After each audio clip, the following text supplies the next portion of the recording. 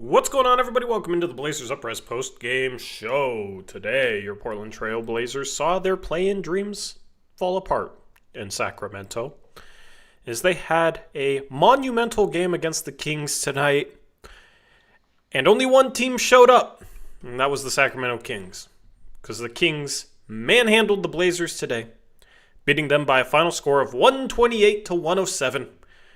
This was a game that saw the Blazers down close to 20 points the entire second half. This was a rough defensive game. Offensively, the Blazers did not get anything going against a Kings team that had been playing some of the worst defense in the league as of late. And the Kings break their 4-game losing streak and maintain hold upon the 9th seed. The Blazers are now 4.5 back of the Kings for that 9th seed and 3.5 games back of the 10th seed, with both Dallas and Phoenix tied for 10th. Dallas has Anthony Davis back. Phoenix has been playing better basketball and has some wins recently against good teams. The play-in battle, it looks over, man. It looks over. The Blazers got close. But we're going to talk about the big picture, because this loss hurts for the play-in dreams, but it helps for the tanking picture. The Blazers are now tied for 8th best odds with the San Antonio Spurs, and they got some luck today. The Heat won. And the Chicago Bulls even won off a Josh Giddey half-court shot after being down 5 points with 12 seconds left, hitting 2 threes in 6 seconds, and then hitting a half-quarter to win it. So the Blazers got some luck from the tanking gods today, and then they went out there and showed that they might be ready to start tanking themselves. Eric, what's going on, man? Hopefully you're having a good week. How are you doing? It'd be better if I didn't have to watch this crappy Blazer effort tonight. It was just a pathetic game. Tori, I'm getting pretty sick of this dude Chauncey as well and his stupid post-game press conferences. You're getting pretty sick, or you just... Because I think you've been sick, you know. It's kind of been the same thing. But I'm curious to hear what it was this time, because I also, just like last time, did not hear his post-game presser. To be honest, a lot of this season I just started tuning out and not listening to his post-game press conferences because, you know, it's what are you going to get from it? But it just seems like lately it's just cringe, man. So tonight he's like, oh, I told the team before we started the game that the more physical team would win, and obviously I was right. Like, okay, that was your strategy? You just told them to be more physical? Like, that's what it seems like, you know? Yeah. Like, there's no game plan, there's no scheme. It's just like, go out there, play hard, be physical. I needed them to play hard, and we didn't play as hard as them, so... What am I supposed to do? I told them. I tried to tell them before the game, Tori. Like, wait, what do we want from me? I'm the coach. I told them what they needed to do, and they didn't go do it. Like, it's just so stupid. And then he's like, later on, he's like, oh, well, yeah, we're giving up a ton of points lately, but all the teams we've given up a lot of points to have been scoring this many points on other teams too. So it's not like we're doing something like worse than any other teams. It's like, dude, like, what? Like, no, dude. What? Like, if you want to make the play-in, if you're really trying to take that step, you can't have games like you've had recently defensively and then just chalk it up to, well, these teams score points on other teams too, so nothing we can do. I was like, see, I had resigned myself to the fact that he was going to be back next year, but the way he's been talking these last few games, man, I really hope we don't have to deal with this another season. And maybe that's the silver lining. I'll just run through the Kings' point totals the last 10 games, okay? All right? All right, you ready? Yes, please. 110 in overtime. 104, 104, 106, 132, 123, 116, 108, 95, 105. And then they score 128 against the Blazers. So, yeah, no, they haven't really been scoring 128 in regulation. They did it once in the past 10 games, and they have let's see, 1, 2, 3, 4, 5, 6, 7 of those games, they haven't passed 110 points.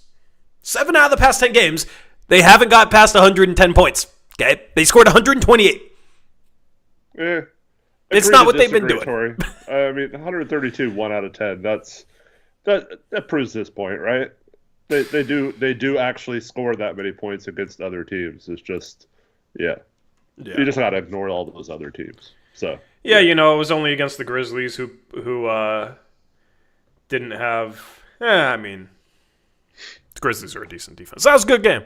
All right, so basically, as long as the Blazers aren't giving up a season high, it's fine, right? Yeah. Oh yeah, and then he also said that our thing is to hold teams lower than their point totals. That's what we've been known for, and we just haven't done it lately. It's like, what? Like you had a decent stretch of defense, but it's not like you have some elite defense. He made it seem like all season they've been playing some elite defense, and like the last few games it just kind of got away from them or something. It's so stupid, dude. Yeah, so here's the thing. I like to look at facts, and if I'm going to sit here and argue what Chauncey Billups is saying, I'm just going to try and do it with literal freaking facts, okay? I wish someone would have read off those point totals like you just did. That would have been hilarious. The Blazers...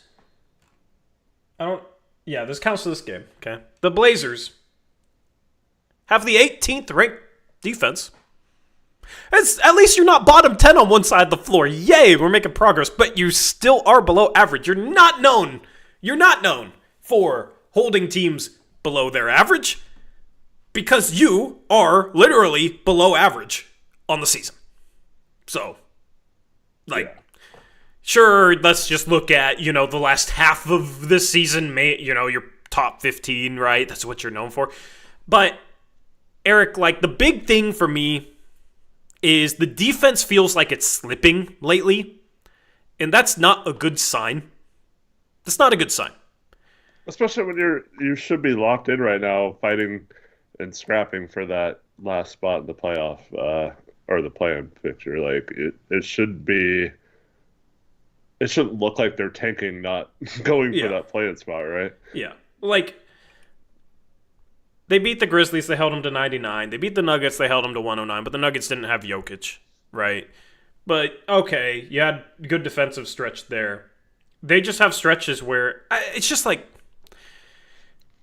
they just have stretches where their defense completely falls off a cliff. The last 3 games, they give up 129 to Boston, 122 to Cleveland, 128 to the Kings, and they just sit here and act like they did nothing wrong, or just kind of slipping lately. And it's like, if you want to pride yourself on being a good defense, okay, and being a gritty defensive team that wants to be elite on that side of the floor, you can't have the mindset from the top down, from the coach, of other teams just made shots, it was just their night. You don't just willingly accept giving up 122, 128, and 129 points because, Boston, even though, they didn't have Jaylen Brown, Drew Holiday, Kristaps Porzingis, Boston, they're a really good team. So we gave up 129, but I think we played well. It's just them, they're just a really good team. It's just accepting mediocrity, and that's my biggest pet peeve with any sports franchise. Any sports franchise is just willingly accepting mediocrity. And I know that being mediocre is a step up for this team this year, right? Because they were awful last year, and that's the thing, is everybody's just it's okay that we're mediocre, all right? Mediocre is better than last year. True, but I don't like it from the head coach, and that's what Chauncey's pressers kind of feel like right now, where they just have these stretches where they play terrible defense, and on the season, they're still a below-average defense, and we're sitting here acting like it's just, we're a good defense. Other teams are just making shots even though we're playing good defense. What could we do? I don't like that attitude. I do not like that attitude, right? I feel like, would Tom Thibodeau have that attitude with any of his teams? No. But Chauncey does. And that's a problem with Chauncey, is he kind of has this nonchalant attitude sometimes where it takes them losing by 40 to the Jazz at home for him to actually go off a little bit, and then it's like, if you sleep tonight, you're a loser. You know what I mean? I still like the attitude from the top down. If you're trying to be that team defensively, if this was the Dame team where they were a top 3 offense, and then you can be happy being the 18th best defense, and then you can be happy with like, all right, they made some shots. We're an offensive-minded team, so they made some shots. They outshot us. In that case, exactly, right? But that's not this team. The defense is supposed to be better than the offense. You're playing a Kings offense that with Levine and DeRozan and Sabonis on the court, they're painfully average. And you let Levine start 13 for 16 in this game. It's just, you got to find a way to slow some guards down, and they haven't been doing it lately. Tamati, the guard stopper, unfortunately, we haven't been seeing that lately because Darius Garland went off, and now you had Zach LaVine go off. But you just got to find a way to get more stops, and you can't just sit here and act like, they've been scoring this many points. They're a good team. It's fine. It's whatever. So I just have an issue with that. Tori, you just went on this huge explanation, but did you forget that Chauncey Billups told his team what they needed to do before the game, and they didn't do it? How is that his fault? He told them they needed to come out and punch them in the mouth and be more physical, and the team didn't execute. What more do you want from his coach? He literally told them how to win this game, and they did not go and do it. Yeah. Should have just played football. Should have went out and signed. I don't know who's an NFL free agent defender that's on the market right now. You should have signed him. Tori, I'd like you to do the math on their 2-point percentage tonight, please. I have the stats ready to go. Let me pull it up first. All right, let's get rid of this graphic and let's toss this one in here. So the Blazers today. Same one. You might as well switch the team at the top because they burned the Nets. So after last game, Eric, where they shot 52 threes out of 100 field goal attempts, today they shoot 50 threes and 88 field goal attempts against a team without a rim protector. Hey, we made more free throws tonight. That's good. But my goodness, are you literally running away from your identity? 11 fast break points after 8 last game. Okay, so you're not getting out and running. You gave up 24. Okay. And you're just chucking a bunch of threes. And you're not playing defense. They are, it feels like they're starting to just run away from their identity that they carefully built this season. And I do not like that. If they lost this game where they didn't make shots, but they tried to drive and had some good defensive possessions and only gave up 109 and scored, 100 and got out on the break a little bit, just couldn't execute in the half court, it'd be one thing. Like, okay, this team at times has really struggled in the half court this season, but they stuck true to their identity. But my goodness, it's like this team has become completely soft. The past 2 games is just like the softest 2-game stretch of the year where it's just like, we're just going to sit out here and chuck threes, and then we're not even gonna run the floor, and we're not going to defend, and we're just going to go there and say, like, they've been scoring this much, which isn't even true. I have an issue with that. From your point of view. Yeah, well, the factual point of view. I will, always take the factual point of view. So, yeah, I just... This season was about building identity. I thought the Blazers made some strides there. I thought the Blazers legitimately made some strides in terms of building an identity. I do not like that it feels like it's slipping. Well, you could point to that as being the main reason why we're struggling lately is like they're not playing for that with that identity they had, that scrappiness, that just attacking the paint, getting to the free throw line, sharing the ball. Like a lot of that's just gone out the window. Are they just tired? Maybe. Maybe. I know. So Tamani he was questionable going in with a foot injury, Mm-hmm. but man, he looked like he was not focused at all tonight. Yeah. Fell asleep off ball multiple times in this game, which is not Yeah. as usual effectiveness. It seemed like he was hesitating to shoot threes before he shot them. And it looked like a young rookie Tamani out there tonight versus the experienced stopper that we've had all season. Yeah, this game just felt like they knew they were done. Like, you know what I mean? Yeah. It felt like at halftime and coming out in the second half, it was like, yeah, our season's done. Yeah. Chat, did you get that feeling as well? Which, you know what, Eric? It's fine. They made games matter late in March. We haven't had that in a while. So, cool. That's some progress. And they have a very legitimate chance of getting 8th best odds. And even if they don't move up, that's still a good pick. It's better than 10th or 11th. You can maybe draft Colin Knipple there, and that's the guy, if the Blazers don't move up, in my opinion, that I would maybe even take it 5 for them, just because of how great of a fit he would be and how good he looked without Cooper Flag. Like, people think his archetype has no upside. I don't know, man. He can do a little bit off the dribble, and he's a great shooter, great free throw shooter. That's what this team needs. That's what this team needs, especially if they're going to shoot 53s out of 88 shots. You might as well go find a really good three-point shooter in the draft. So, the Blazers tied for 8th best lottery odds. It's a good thing. San Antonio's played 2 less games, so right now, if you look at Tankathon, they're by themselves in 8th and Portland's 9th, but in terms of games behind, it is a tie. Portland plays San Antonio. Like, all right, if this team's going to slip, I would rather them just completely shut down all their key guys than have more games like this where it's like they don't play like themselves. Because if you don't play like yourself, if you don't play to your identity, you're going to lose anyway. You might as well just not even end off the season on that bad of a note. Because more games like this, I feel like it's ending off the season on a really bad note. If you're playing your main guys. You might as well just play Ryan Rupert 35 minutes at that point. Mm-hmm. Which is fine. Yeah.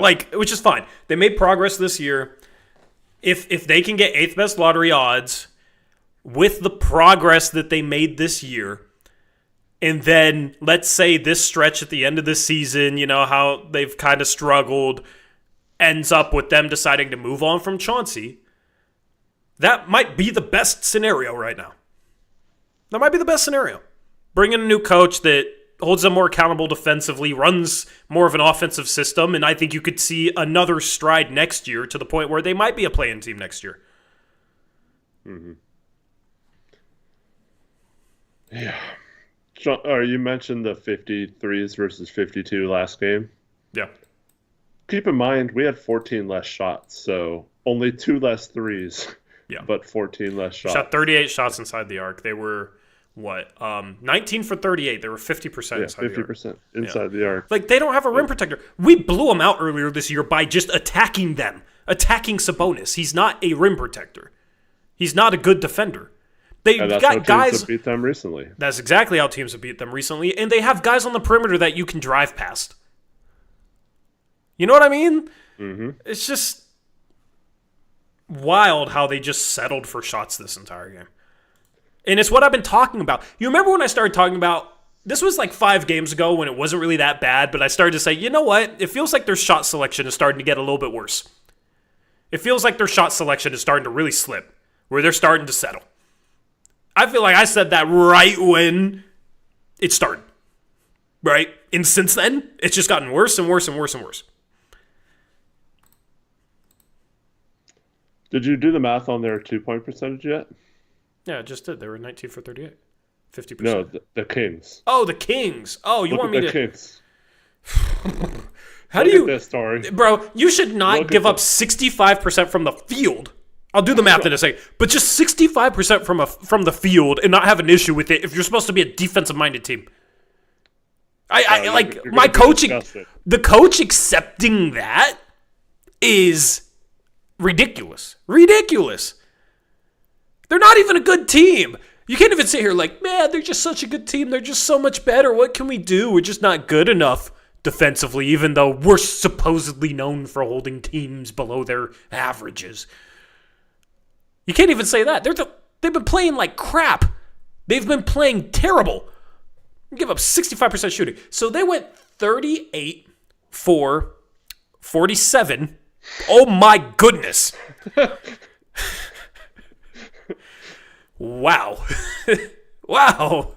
I mean, so let me break out a calculator. That's like 75%. No, it's more than that. Is it really more than that? All right. Yeah.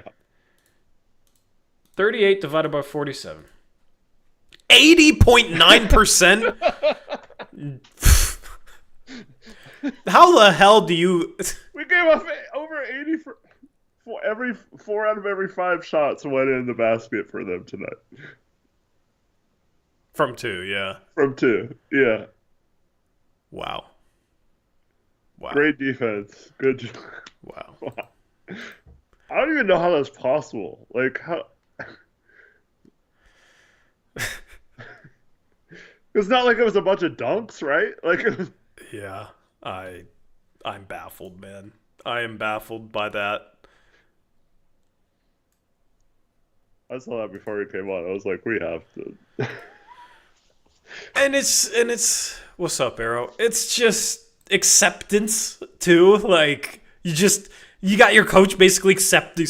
We've slipped defensively, but they've been scoring like this against other teams. No, they haven't. They probably haven't shot 80% from 2 in a single game the entire year. And yeah, you only had Klingon play 18 minutes because he was in foul trouble, and then you're subbing Uprise off the bench. But my goodness, contain dribble penetration. Contain dribble penetration. Just because you have Uprise in the game doesn't mean you should give up 80% from 2. If you round 81% from 2. I don't even feel like rounding down for them. 80.9%. That's 81% from 2. That's the most blasphemous stat of the season. Yeah. With your season on the line, basically. Yeah, that's the sad part. you have a chance at the play, and the freaking broadcast was hyping up this game as like the game of the year. Yeah. And you come out and you give up 81% from 2 as a defensive-minded team, and then you got your coach nonchalantly playing it off after the game. That is bad. That is broken. Nobody should be happy with that. Unless you've just completely given up all the season, so it's whatever to you. I don't see how you can be happy with that sequence of events. Yeah, if we decided to tank, that's we're low-key tanking tonight, maybe, but I mean, why are you playing these dudes then? You played Ant 37 minutes, man.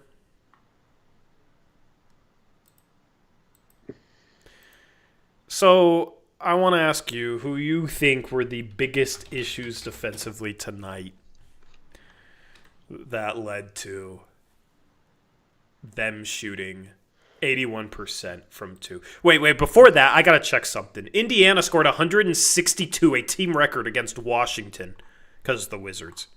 Did they shoot 81% from 2? That's what I'm going to look up right now. So they were, 32 for, let's see here, 45. That's not better.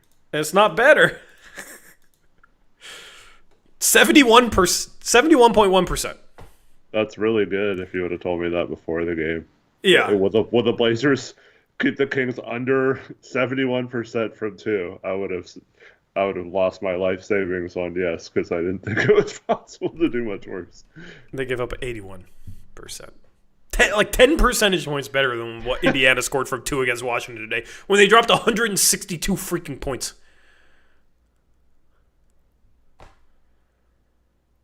I mean, Indiana did shoot 27 for 47 from 3. That's insane. But yeah. That might be the highest mark of any team the entire season from 2. Can somebody correct me if I'm wrong? Like, I mean, yeah, I don't know how to go back through and see, but yeah. we need our Tom Haberstroh. Yeah, can we get that as a Haberstat, please? Like, can we just get one negative Haberstat just to keep things balanced a little bit? You know? We can break it out next game when they inevitably like find a way to hold the Knicks to like 65% from 2, and we can chalk that up to improvement. Who are the biggest issues in your opinion, though? That's what I want to know. Or was it just the whole team? It was pretty much everyone. Our guards, especially our starting guards, didn't do well. I don't think Tu or Denny played good defense tonight. Klingon, I mean, that's like a weird matchup for Sabonis, but he had a nice block on DeRozan in the first quarter, but other than that, I don't. Chauncey didn't. How many minutes did he play? Like, I don't. Who? Klingon. I feel like 18. he didn't. Yeah. He had 3 fouls. He started and had. Why didn't he play more? When you're giving up 81% from 2, I know he had 3 fouls, but like, still could have played more than 18 minutes. Yeah, I don't know. And then, I was trying to think off the bench. Like, no one.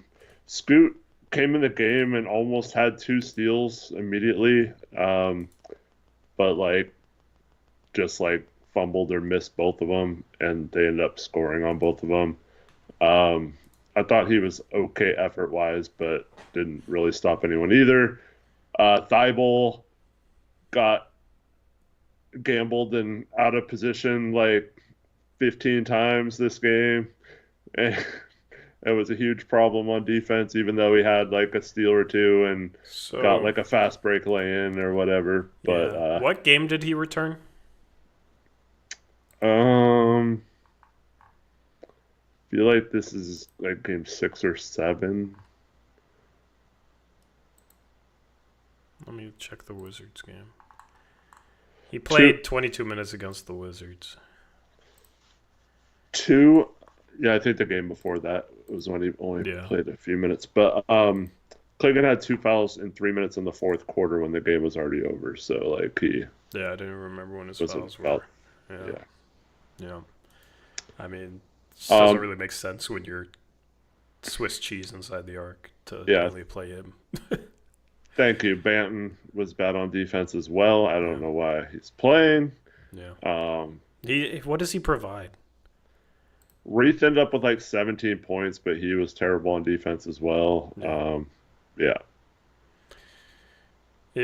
I'm just gonna, while we have this conversation, I'm watching back the full highlights because NBA.com has not loaded this entire stream. Because I would like to break it down on all their made buckets. I don't even want to see Blazer makes here. Tough thing watching the game in the flow is like, and then watching it back after. I like to watch it back after because you notice things defensively that you don't notice in the flow of the game. But yeah. I'm Adam. Welcome to Starter Membership. Thank you. Thank you. And then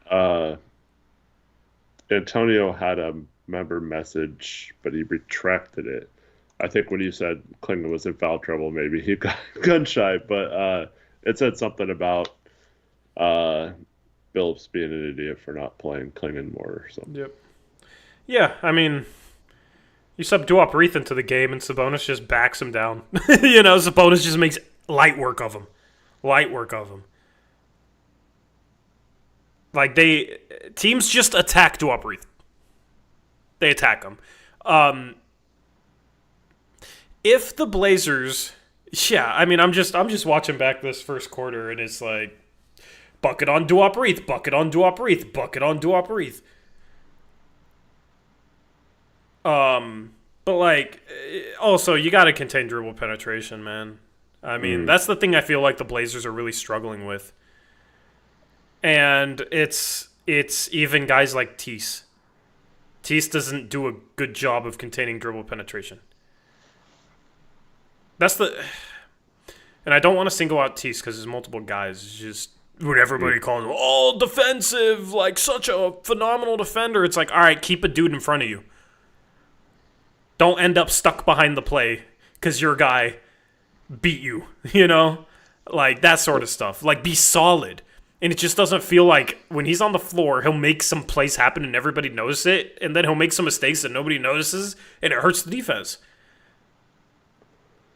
There was a play in the first half where he like tried to jump a pass, ended up running by the guy by like 5 feet, and then like ended up by half court. Yep. And then they just made 2 passes and got a wide open 3 on the other side because we tried to rotate to cover for him, but it was nothing you can do about that. Yep. You just take yourself completely out of the play. Yep. And that's see, that's the frustrating part when you have like an individual stat defender versus like someone who's really good within the concept of a scheme, and then you have the elite players, which I think Tamani could be, where he's both good at creating individual stats but also doesn't get out of position or anything like that. So to me, yeah, I'd rather have 5 guys who are positionally sound and stay within that shell you were talking about last game and are always helping in the right spot or know where to be versus someone who gambles and gets like 5 steals but gives up just as many baskets. Dude, it sticks out to me so much watching back tape. Mm-hmm. Like there's the play. God, man. There's the play with 9:11 left in the second quarter. He trails Levine on the screen, and drop scheme. You're almost supposed to give up mid-range shots, right? You don't want to allow lay-ins. You don't want to allow threes, right? So he's like kind of on Levine's hip, trailing him, and Levine just pump fakes, and Tease flies by. So then Levine is just like wide open. He like pass face. He's still open. So then he shoots a mid-range, and Tease tries so hard to block it that he ends up behind Levine. The ball comes right back to Levine, and he gets a layup. Mm-hmm. That was one of their 9 missed twos, by the way. One of their 9 all game. It's just like you don't want to completely sell out to block jump shots. You don't want to completely sell out to block jump shots. If you can find a way to like try and block jump shots but then not get beat when guys pump fake, all right, great. But it's really hard. It's really hard to do both. And that's just the problem. It's just like he wants really bad to block every jump shot. And it's like sometimes, dude, if you're late and if you don't block it, it doesn't matter, okay? And if you're too overzealous, a lot of good NBA players, they can read that and they'll pump fake and you're completely out of position. Yeah, and he, there's times to go for a block into shot clock, into games. Like he had that one against, Toronto? Yeah. Where he blocked the shot. Like that's the time you want to go for it. Situationally, yeah. Not like in the middle of a shot clock on a pump fake. That kind of ruins your defense. Yeah. I will say, I don't really like Ant's effort lately. And I've been a defender of Ant's effort. You know that. I think his effort has kind of slipped lately. Mm-hmm. Defensively. He had a couple possessions early in this game where it just felt like the one on the fast break with Levine where he like didn't even try and do anything to slow him down, and then one in transition where he's just not guarding anybody. And like to Sacramento's credit, they did make some tough contested mid-range shots, which you'll kind of live with, but that's not the entirety of, like that's just a small part of this. That's just a small part of this. Like, they hit some insane shots, but that's what DeRozan does, man. Like, that's what he does. You got to be able to find ways outside of those shots to slow them down, and they absolutely did not. That's where the problem is. The broadcast, not to back on Tease again, but the broadcast specifically mentions this, that Chauncey and the coaching staff is good with him gambling because it outweighs the bad. I just do not think it outweighs the bad. I don't either. But that's just what their thinking is. Because I've said before, like, how many possessions, what percentage of possessions did he register a steal or a block or deflection last year? It's like 5%. I don't remember the exact number, but it's like 5-6% of defensive possessions. And he led the league in it. Yeah, and he led the league. What about the other 95% of defensive possessions he's on the floor? You know? What about those other... Like, you're talking about once every 20 possessions. What about the other 19 possessions? We just completely ignore that. I've never understood it.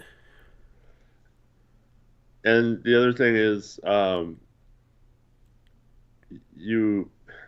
he comes in the game with Reith a lot, and you need him in the game with Klingon. Yes. But then Klingon only plays 18 minutes, so they hardly play together, you know. So if you're going to have a gambler out there on the perimeter, you have to have somebody who could protect the rim. Yeah. And obviously, we did not have that tonight.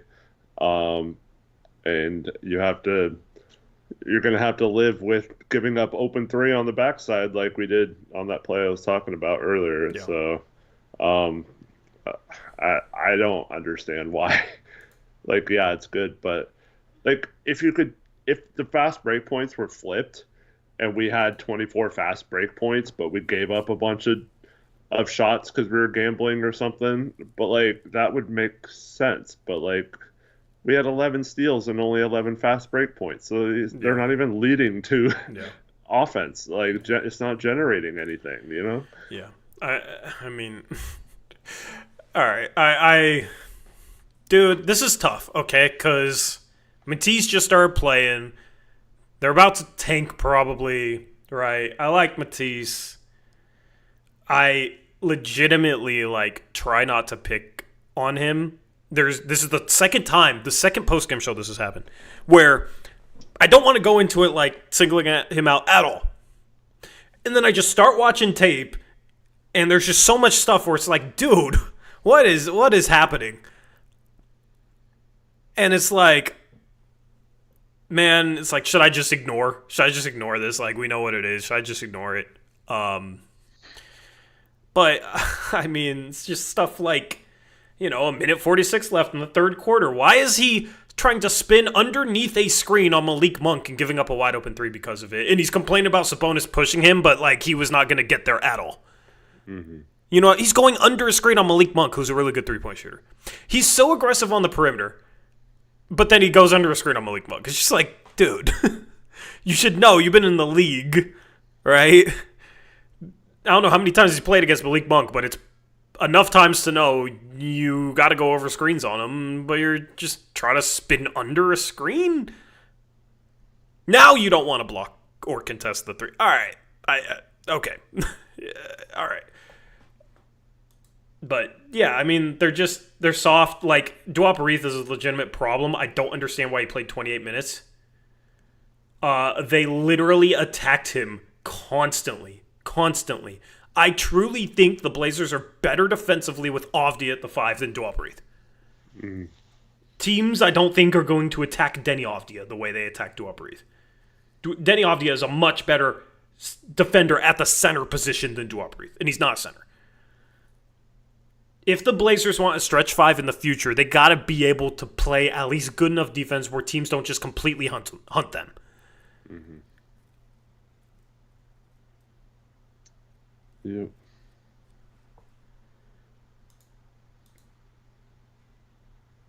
But man, yeah, Tamani didn't really look like himself. He got beat off the dribble a little too easily multiple times in this game. That hurts for sure. That's a part of the struggle in this game for them. Did you see the play where Duop Reith basically screened Shaedon Sharpe? Yeah. Yeah. I mean, Duop Reith's bad. It's a problem. But, yeah. Array Petros says, I thought most in here wanted the Blazers to lose to finish bottom 10. It will happen now. Yeah, I mean, that's the silver lining. But, this team wasn't trying to lose. I mean, they're trying to win a game, and also like this is why we're frustrated with how the rest of the season is gone, because like, you know, all these people were saying like, you just got to believe, right? And all that stuff, you know. But we had someone last post game show telling us we're idiots because the Blazers are a playoff team or whatever. And like, nope. Yeah. But like, yeah, this is the problem. Now, I mean, we're hoping at best for the 8th best lottery odds now in a draft that could have potentially changed or altered the course of the franchise. So it's just, I mean, yes, it's good, but if you step back and look at the season as a whole, it's not the ideal place to be. I don't like backtracking on progress either. Like, even if I was rooting for the Blazers to lose this game and really wanted them to tank, the Blazers were not trying to tank. Okay? So, all right, if you're trying to win, you then should not give up 81% from 2 and then sit here in a post-game press conference almost like you're fine with it. Mm-hmm.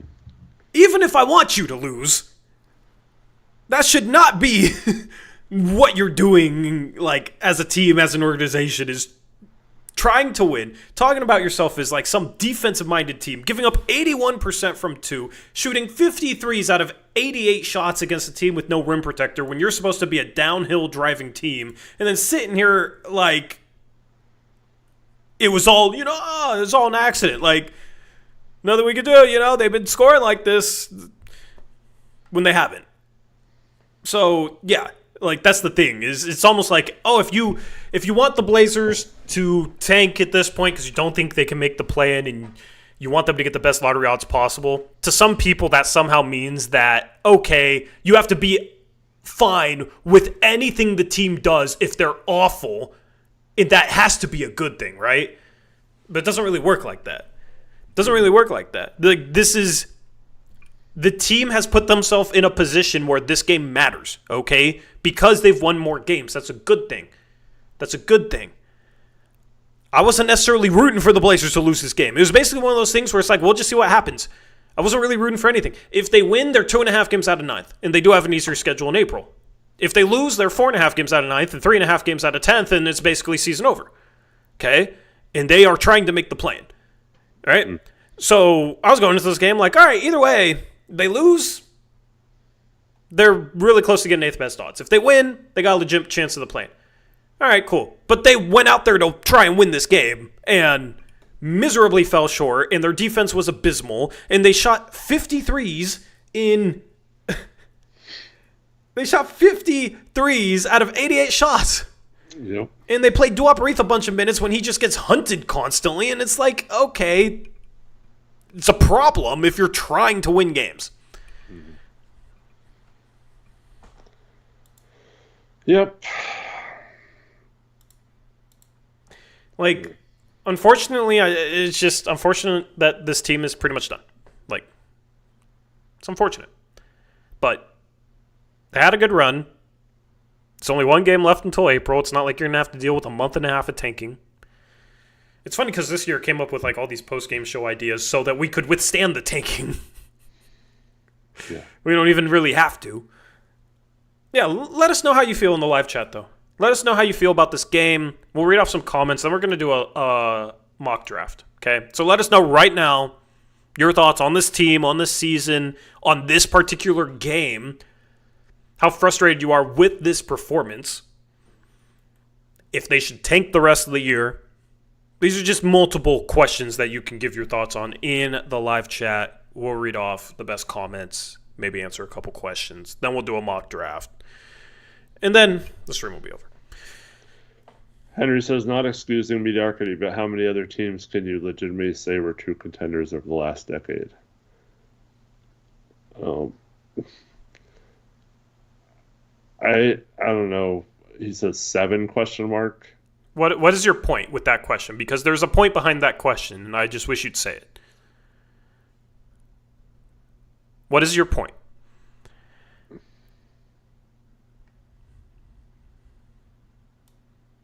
If your point is that it's hard to become a contender, so, like, we shouldn't... I don't know. I'll let you say your point, because I'm just guessing. But, yeah. Other comments? Well, see, because I agree, it does feel like this organization has been content to be like a fringe playoff team. Like, I don't think they want to do what it takes to take that next step. They're scared to take a risk. They're scared to pay the financial tax or whatever you want to call it to have a contending team, as we've seen outside of like the super young up and coming teams like OKC. Most like good teams have been dealing with the apron situation, but yeah, when have they ever just like gone for it? Yeah. Henry says, my point is that we aren't going to be contenders in 2 seasons since trading Dame and fully embracing moving forward with a new foundation. Brother, how many people do you think watching the stream or even on the stream think that this team should be a contender right now? Do you think that's what we think? Because I don't really understand your point.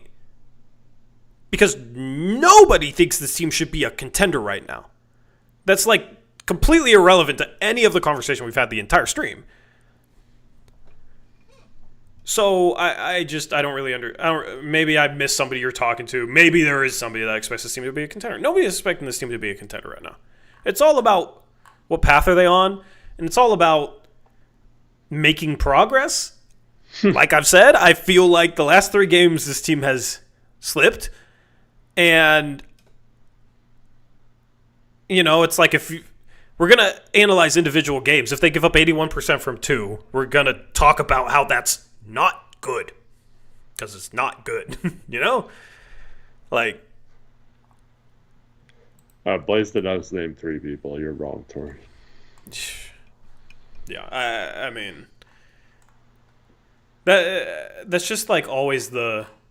That's like always the argument to anything we say is like, what, you expect them to be a contender?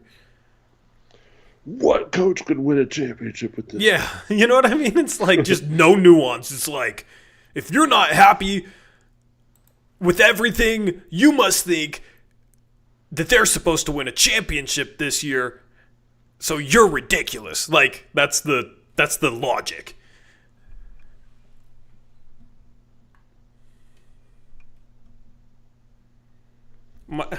Okay, get this. My point is that getting blown out by the Kings shooting 65% on a random night when they're 10 games above their projected win total. Here we go with the projected win total again. And not making the play-in when they never really had a chance does not need to be a referendum as the state of the team. What do you mean they didn't have a chance to make the play-in? They don't let New York hit a wild buzzer beater, and if they beat OKC missing their entire starting lineup, you're talking about if you win this game, you would have passed the Kings. Right? They're not that far away. So I don't agree with saying, like, they never had a chance. They had winnable games against teams missing good players and were just like, oh, they're a good team, like it's okay. And it's about the attitude. It's about the attitude of the coach with the way he talks in a post-game press conference where he's just like nonchalantly, it almost seems like he's checked out, where it's just like, yeah, they've been scoring this much. I don't like a coach just blatantly misrepresenting the truth. They have not been scoring this much. I went over the past 10 games. And you gave up 81% from 2. That's really, really bad. That might be like the worst mark in the league the entire season. That's not good. Okay? So the whole entire point is it's not a good look. And it's not a good attitude to have if they're hell-bent on making the play-in to just accept giving up 81% from 2 to the Kings on a night like this. That's bad. That is not good, man. And the energy, the effort that Chauncey supposedly gets out of these guys has seemingly been a little lackadaisical lately. Okay? It absolutely feels like this team is kind of checking out.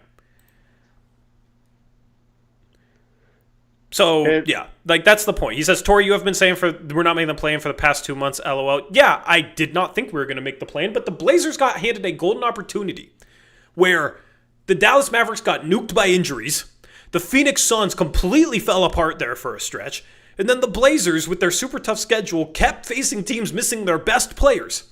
They literally got handed as good of an opportunity as possible after winning 10 out of 11 games to actually make the play-in, and they did not grasp it at all.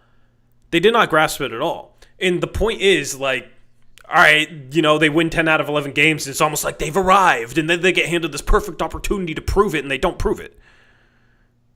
Is what I have an issue with. Like, all right, yeah, no, it's kind of exactly what I said. They have not arrived. They are still in a rebuild. I guess part of our conversation is based upon a bunch of people trying to tell me the Blazers are out of a rebuild. They're not. It's people coming in our post-game chats, like doing victory laps about how good the team is. Like, see, I told you so. When they're tied for 13th in the West.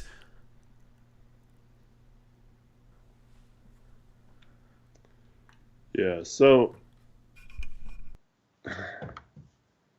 he says, going back to one of his previous statements, that we're not going to be a contender in 2 seasons since trading Dame. What have Tori and I said? I don't know how much you've listened, Henry, which is fine, but like Tori and I have been very clear. We don't think Joe is capable of, obviously he's not capable of doing it through free agency, like building a contender that way. Which, I mean, you can say it's Portland or whatever, but he specifically said that he thought he would be good in that regard, and he hasn't been. You can't really trust him to do it through trades outside of, making some solid moves. So, like, it's pretty much have to be we draft a star, right?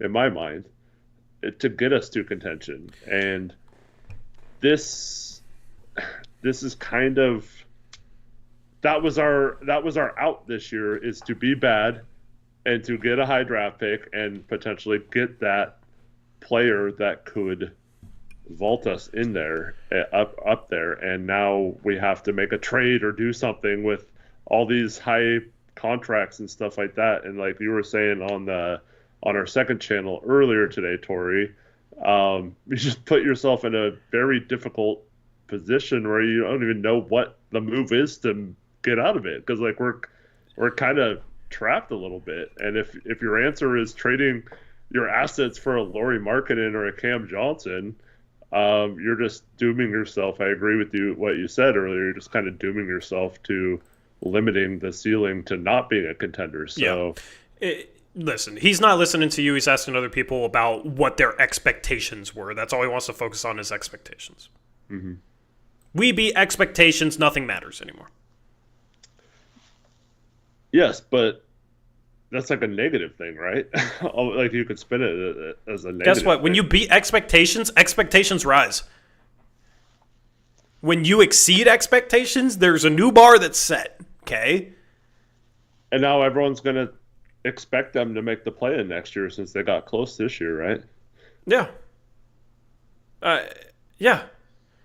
Like, so that's the tricky thing with expectations, is they proved they weren't a 22-win team, so you can't sit here right now and evaluate this game and the last 3 games like, this is a 22-win team that won 32 games. Like, no, they proved they're not as bad as a 22-win team. They've already proven that by now. So when they go back to looking like a 22-win team, that's not good. That is not good. That's the tricky thing with expectations. Tori, for as much as you say you embrace having debate here, you put words in my mouth and pretend like I'm arguing in bad faith. I just said you're asking other people about their expectations. What words did I put in your mouth? You literally asked somebody else. I'm not saying you've been disrespectful, so none of this is disrespectful. This is a sports debate, okay? This is a sports debate. Like, expectations rise when you start playing really good defense in the middle of the season. then it should not be acceptable to give up 81% from 2 against a team that lost 4 in a row and has been playing like crap. Right? Mm-hmm. Like, I think that's very simple. I think that's very simple. Because listen, here's the thing too, Eric, is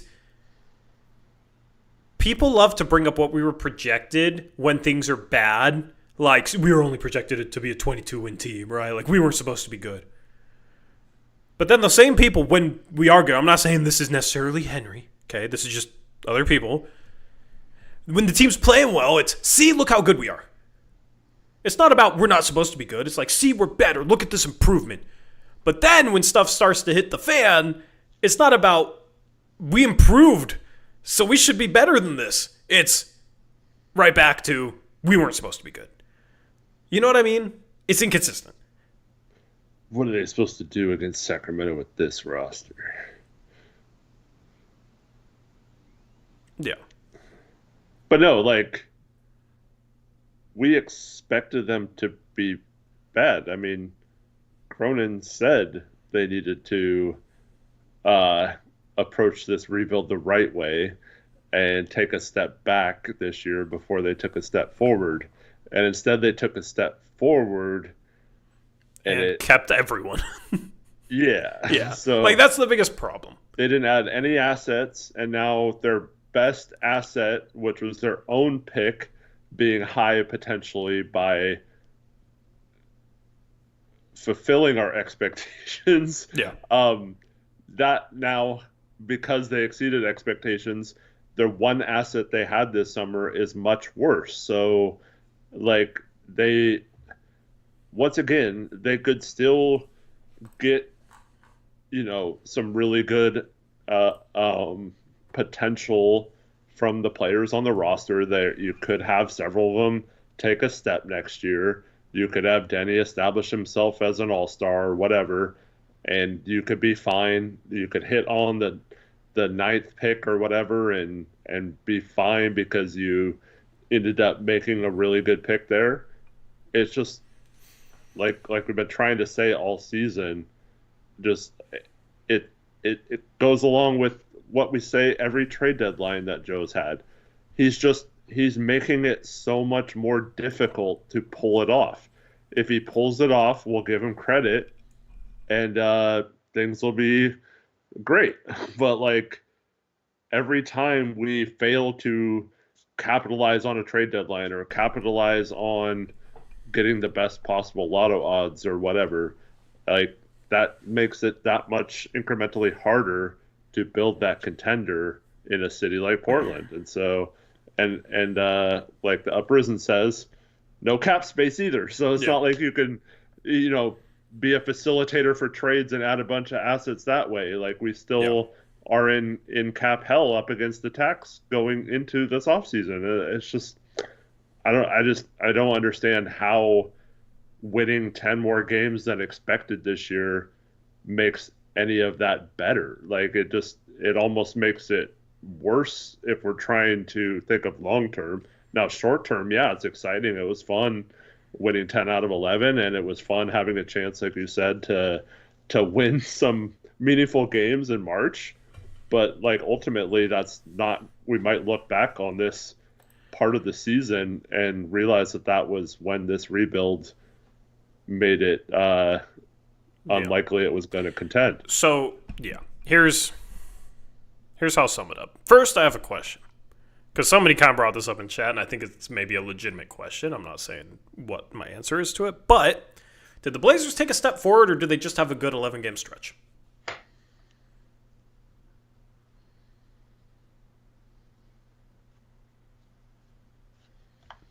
They were, outside of that 11-game stretch, they're 22-41. They are a 22-win team, Like, on one hand, those 11 games, I guess, matter. But what's more important, an 11-game sample or a 63-game sample outside of that? I don't know. I think it's a legitimate question, right?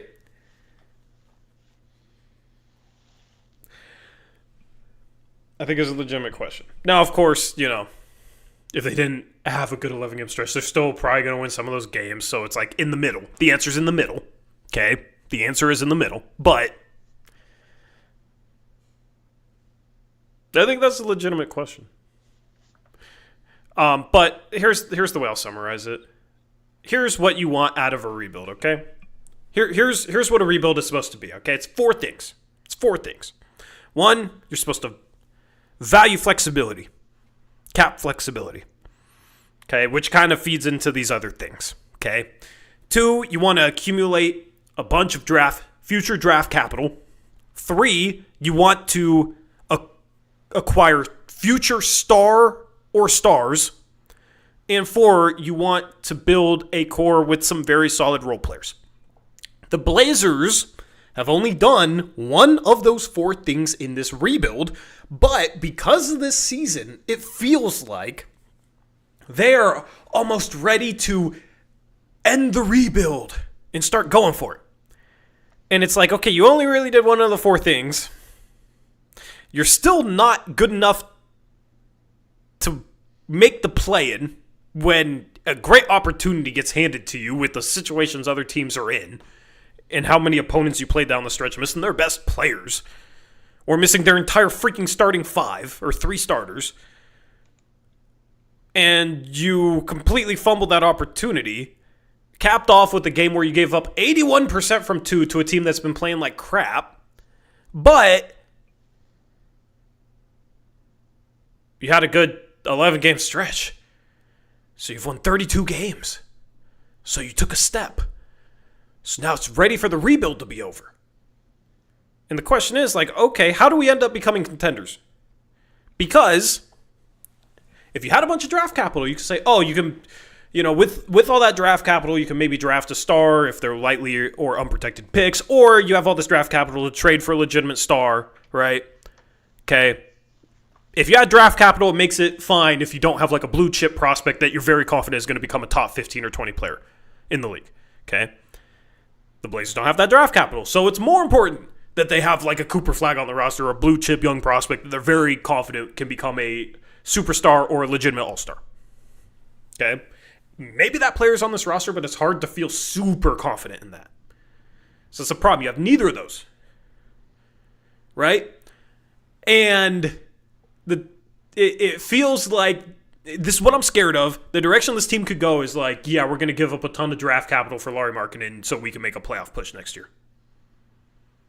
Or that type of player who's not good enough to be a star on a contending team. And like, right now, is he even a star? No. But he would cost legitimate draft capital to go out and get him. So you can't be out of rebuild mode because you have not gotten enough out of the rebuild to build a contender going forward. Unless you get really, really lucky with like Shaedon Sharpe becomes a top 15 player in the league and Scoot Henderson becomes a borderline star and Denny Avdia is a star and like everything goes absolutely perfectly. That's the problem I have with this rebuild, Eric. That's the problem I have with this rebuild. And the reason why it's like this game where we're frustrated, even though maybe we want to tank so we can have that chance of Cooper Flag or whatever, or a top 8 pick. The reason why it's still frustrating is because it's like every time this team seems to have a chance to really win an impactful game, they completely crap the bed. How many times have I talked about this season? Like, every time I start to really root for this team to make a play and push because they get kind of close, they lose. And they prove that they are not ready for that. And it's like confirming to me, yeah, they are still in rebuild mode. They still have not gotten enough out of this rebuild unless they have some miraculous development of all their young players where they already have a future contending core. I don't think they have a future contending core right now. How do they take this core and push it to contention? Because you got a lot of really good role players. They've done a good job of that. That's the only part they've done a good job with this rebuild, in my opinion. They have a lot of really good role players. It makes no sense to trade for more role players. Yeah. If they're going to improve next year, it's either going to have to come internally or they're going to probably have to overpay for somebody that's a little bit better than their role players right now, like Lauri Markkanen. But in a way, you don't have much draft capital, so you're basically using any little bit of extra draft capital you have, or maybe just completely depleting your draft capital for a player that doesn't get you to contention long term. So you're basically going all in on a team that's not a contender, and you're saying, this rebuild was not to become a contender. This rebuild was to become a playoff team. Mm-hmm. Which I said going into this rebuild, that was my biggest fear, because that's what the Blazers were with Damian Lillard, where they were first-round fodder too many years, and it never felt like they had a legitimate chance to win with him. So then they decide to rebuild. They trade him. It's like, okay, this sucks, but fine. Rebuild to build a better team than the last iteration that was just a playoff team. And it's not good to just settle for being just a playoff team, but that's been my biggest fear with this organization, is just settling for mediocrity, and that's also why it annoys me listening to Chauncey's post-game press conferences where he just seemingly accepts that they give up 81% from two to a team that's been playing like crap, and just accepts mediocrity. And that's why it bothers me, because that's kind of like the way I feel like it's going.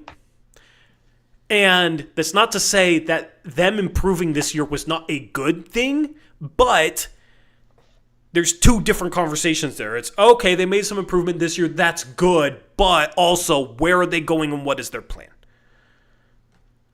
How do they go from the improvement they showed this year to contention? I am legitimately worried that they don't have the right answer, or don't have any answer to that. And every time there's inaction in terms of trades, there's better record, which means worse draft pick. There's no cap space. Every time a transactional window passes and you still have those three issues, it puts more and more pressure on Scoot, Sharp, and Denny becoming those guys. And it's to the point now where you almost have to have one or two of those be the guy, or I don't really see a realistic way out of it. Their fallback plan right now is the Bucks draft picks. In 2028, 2029, 2030. You have swap rights in 2028 and 2030. You have the best of Boston, Portland, and Milwaukee in 2029. Okay? That is their fallback plan. Giving up those assets for somebody that is not a star is reducing the upside of those assets. Because the upside is you can draft a star. Like, that could potentially be, you could potentially get a number one pick while you're good. Maybe, they're stuck as a playoff team, right? Because they don't have that star. But they could be a, 6-7 seed, first round fodder. But the Bucks could suck by then, and you could potentially get the number one overall pick. And who knows who that could be down the line, right? Where you could add that player, the core is still young enough, that's how you get to contention, or that's a really, really good trade asset. Even if it's not the number one pick, even if it's third pick, fourth pick, whatever, right?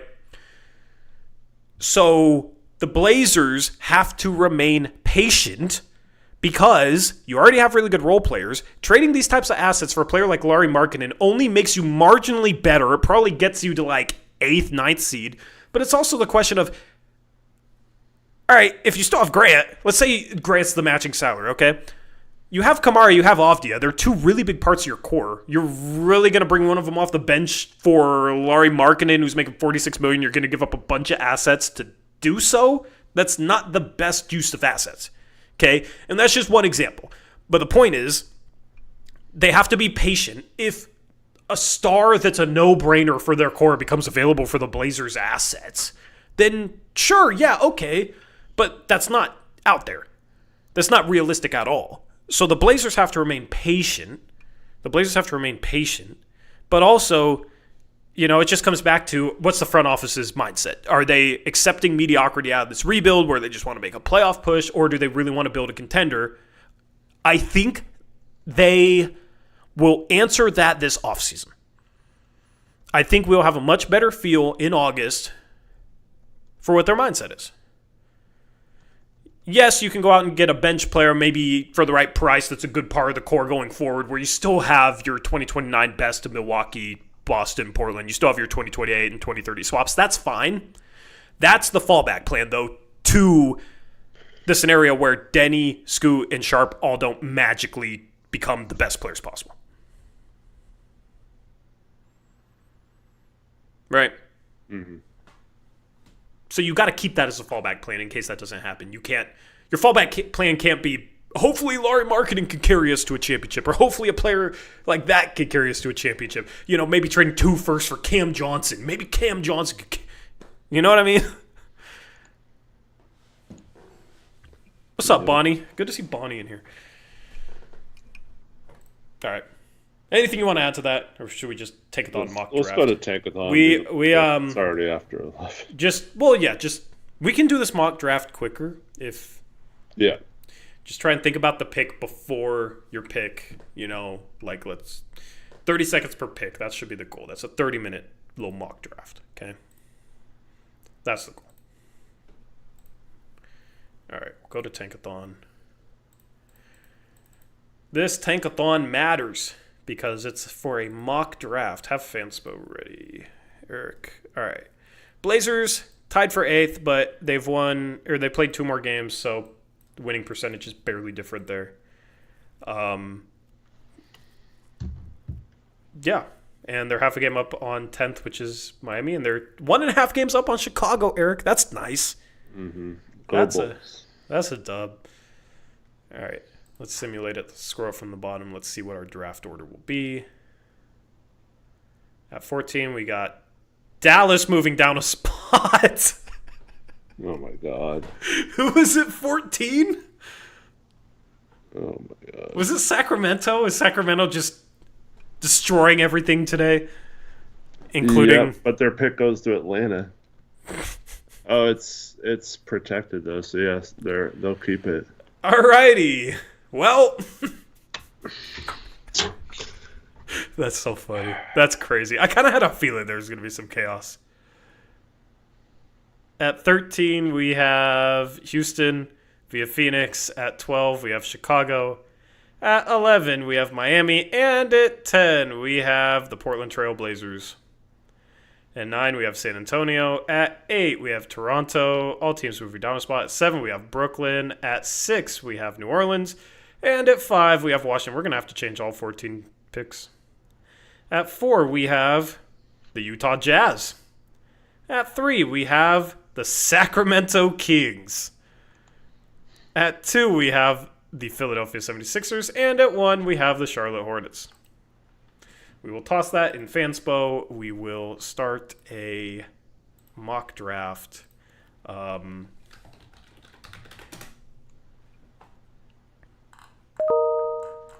No email. I will close you so you don't make noise. I'm getting an email at 11:13 at night.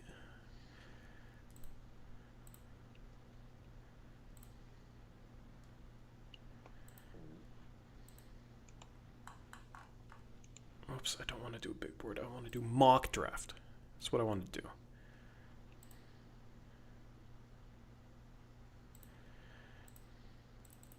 If it'll let me log in, because Fanspo is just being weird with logins, man. Does it do that for you too? Sometimes. It's annoying. Where is...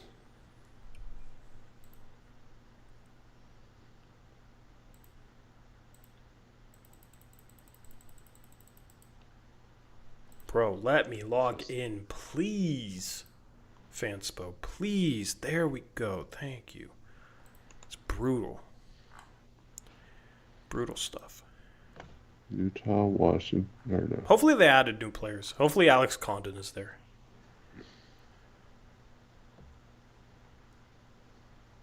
You know?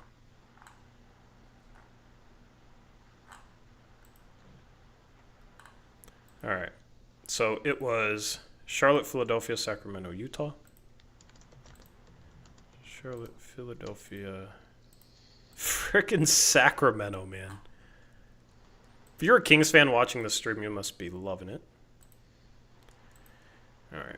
So we had Utah at 4. We had Washington at 5.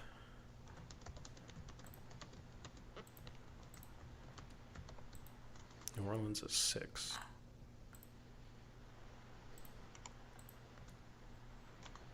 Brooklyn, Toronto.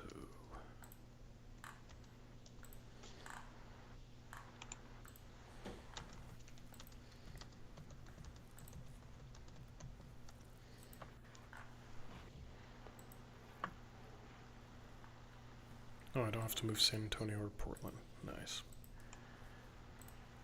Miami, Chicago. Houston, Dallas. All right, chat. We're setting things up here. We're just going to make sure the first round is accurate.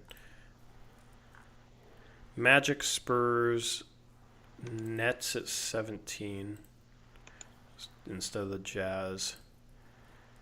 Then it's Jazz, then it's Timberwolves. Jazz at 18, Timberwolves at 19. Wait, what was that? 17 is Nets, 18 Let me is... go a little slower. Hold on.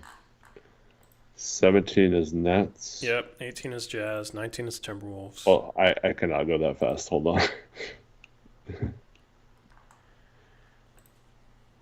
This is like picks against the spread, but reversed.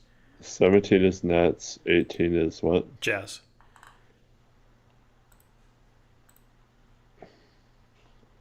Stupid. Okay, then 19 is... 19 is Minnesota.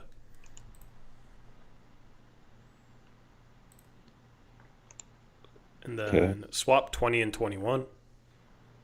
Thunder and Heat. Yep.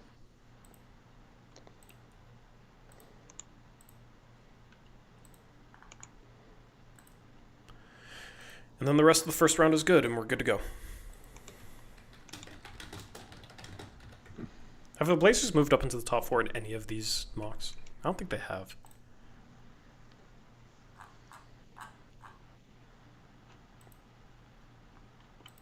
Alrighty. We are ready to go, chat. We're ready to go. I still have to do the lottery. Oh. Never mind. Hornets, 76ers, Kings.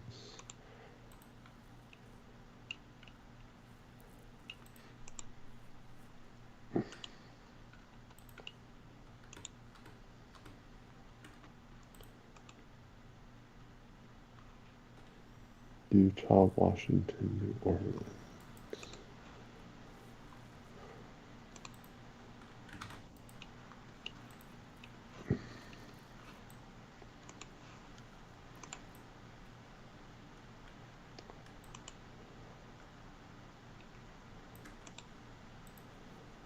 All right.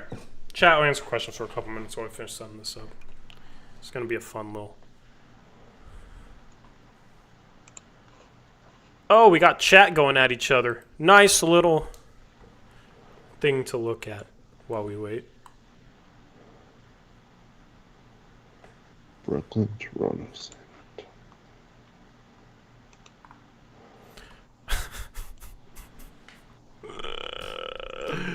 What in the world?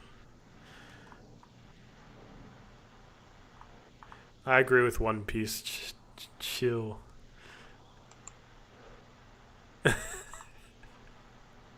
Super chat got super sus. You missed it, Eric. Although it's probably a good thing you missed it. San Antonio, Portland, Miami is before Chicago. Mount Hood. Stop telling people to shut up. You should lighten up. Relax. You said one thing. We're teasing. You're okay. Henry is trolling. Don't entertain it. Bro, Henry hasn't trolled in here. He's been in here before. He hasn't trolled. He says, I think they should explore trading Denny this summer if they were at all serious about committing to the young guys going forward. Denny's barely 24. Why would they trade Denny after trading for Denny? Henry, you've been gone for a while. Did you start listening to Other stuff, like, I don't know. But I don't know anyone out there that would recommend the Blazers trade Denny, other than just people that don't actually cover the team.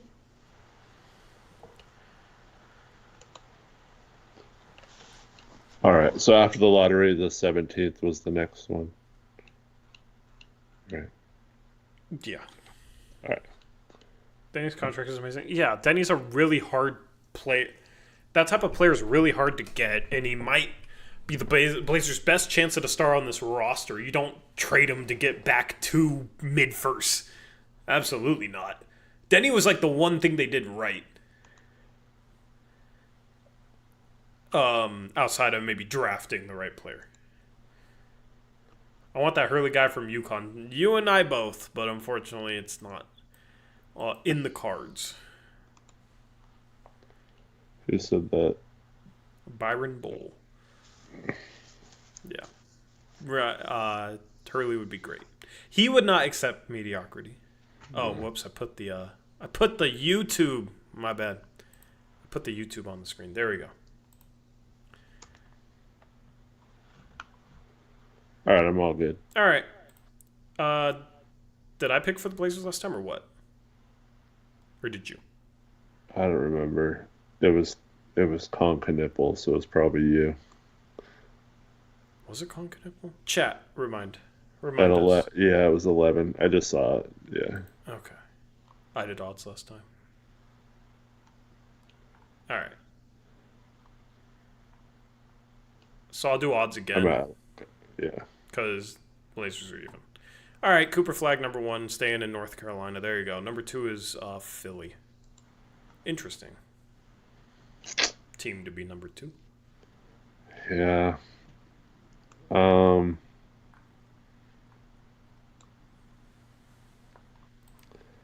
don't think they're in a position to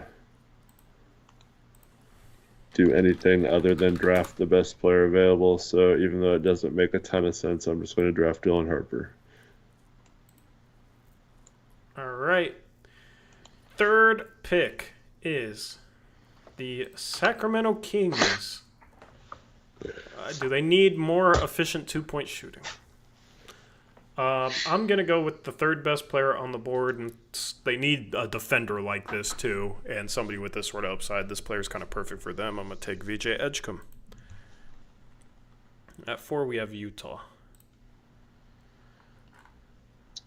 All right, Utah is just going to. This seems like a Danny Ainge pick. I think they just hope on the upside of Ace Bailey. All right, 5th, Washington. All right, this is where we really start going for fit, I think. What do they need? They could use some shooting. Do they have like their shot creator of the future? I don't know. You could go Maluach. That would be interesting with him and Sar and Koulibaly. I'm actually tempted to do that. Do you like Sar better as a 4 or a 5 long term? Probably a 4. Yeah. And then you can slide up to a 5. Yeah. Like if Maluach can shoot threes and both those guys can shoot threes, I mean, the build the best defense possible. I'm going to go with Kaman Maluach at 5 for Washington. Might be an unpopular pick, I don't know, but I think that could be intriguing. All right, 6 Pelicans with the emergence of Trey Murphy before he got hurt as like a creator, playmaker type. I think pairing Trey Johnson with him is a good fit to keep space in the floor. So I'm taking Trey Johnson. All right, we got Trey Johnson number 6. We got Brooklyn number 7. And Brooklyn number 7. You got Cam Thomas, you got Cam Johnson. There's no Cams in this draft, but there is a Con. Kind of close.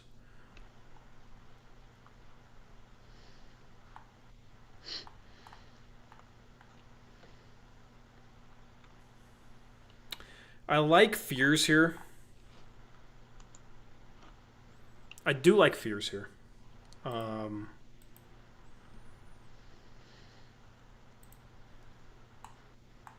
I've soured on Yakachonis. They could go with like a lead guard. You know what? I'll pull the trigger on Jeremiah Fears. I said Jeremy, huh? That's his brother. Jeremiah Fears. Just upside swing here in the backcourt. You move on from Cam Thomas at some point. All right, it is Toronto. All right. Bunch of different directions they could go here. I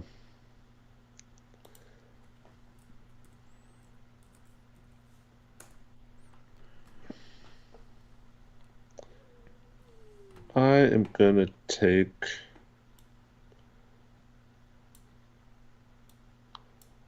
I'm gonna take Derek Queen for them. Derek Queen. If OKC gets Philadelphia's pick because they move down a couple of spots, that's my favorite Derek Queen spot. I think Toronto's pretty good too. All right, San Antonio at 9.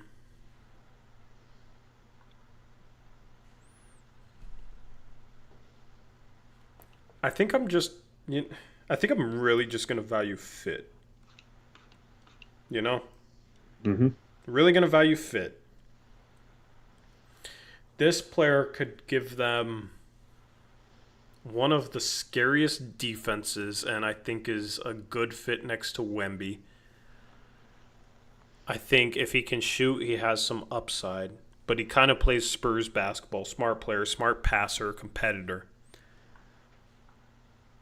I'm gonna take Colin Murray Boyles. I like Colin Murray Boyles on the Spurs. On other teams, I don't like him much, but I do like him on the Spurs. Are you just testing me? What do you mean? With the Blazers pick next? Why? Because he's still got Yakachonis and Knipple? Yeah. No, I like Colin Murray Boyles. I mean, on the Spurs, Wemby can space the floor. Like, he can pass. In his defense with Wemby is intriguing. I think like floor really good fit and ceiling if he can shoot, you know. So no, I'm not testing you.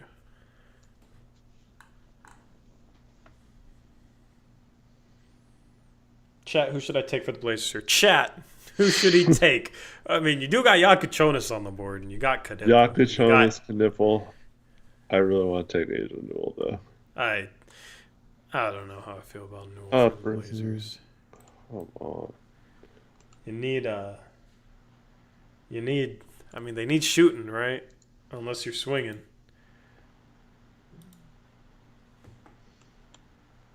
Is Ben Surf. We got Dink Pate. There you go, Eric. Great suggestion from Taylor Packer. Noah Asenga. Wow, you guys. This is where we get the reputation that only children watch our shows. Yeah. Scarlett Johansson, you know. Although, do children even know who Scarlett Johansson is? No. This is where that's like a 35-year-old for sure. Not one legit answer. Yes. Jace Richardson. There we go. I agree with Elizabeth Allen. Says don't like Yakachonis for PDX. Probably Con here. What do y'all think about Jace? Jace could be an intriguing third guard, but rather draft Con. Dude, I'm... All right, fine. Nah, don't get it. Just draft who you want. No. Okay, there's... Draft who you want to draft. I agree with souring on Yakachonis. I don't have a problem with drafting Knipple. It's just like that's what we've always done with the Blazers, it seems like, so it's kind of boring. But man, I would be tempted to take Asian or Rasheer Fleming here. Like I think I think Newell's going to be able to develop a 3-point shot. But I'll just take Knipple. Yeah, I agree with Knipple here. It's just too obvious, too easy of a pick. Yeah.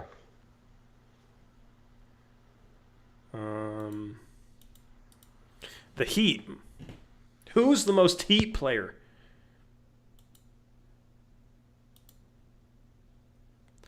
You got... Oh, man. You know who I'm thinking here? I'm thinking... No bigs.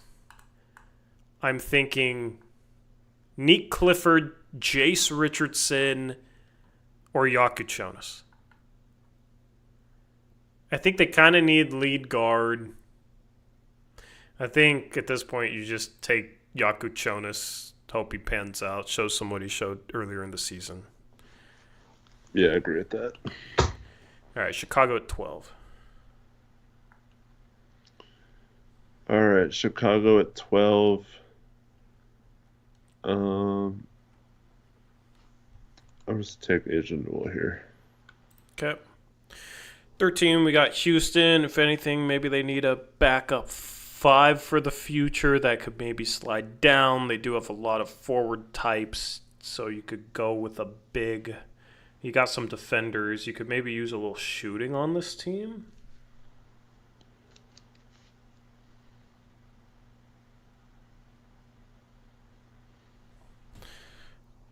I'm going to take Danny Wolf.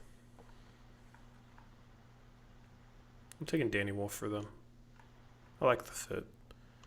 Shooting, space the floor, backup 5 behind Şengün. Maybe you can play him a little bit next to Şengün. I mean, they have depth at so many freaking positions. He provides, I think, some... You know, if you run stuff through Şengün, you can run stuff with the bench through Wolf. Maybe you can play them next to each other. I don't know. Mm-hmm. It's hard to pick for them. All right. 14 is Dallas. Dallas, I'm going to take Nick Clifford. Good pick. You just don't want me to take him. You're testing me. Just no, I think that was a good. No, I do like it. I do like it for Dallas a lot, actually. Top 10 player, Nick Clifford. Alrighty. 15, we got Orlando. You need shooting. You need shot creation. Kind of like Jace Richardson there.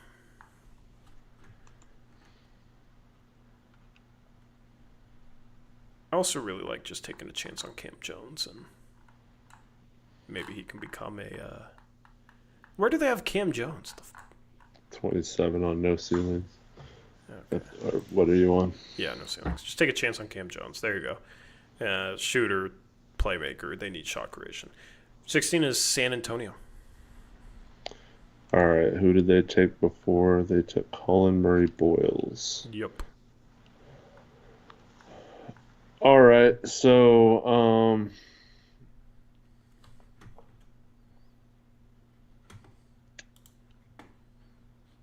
gonna take Jace Richardson for them then.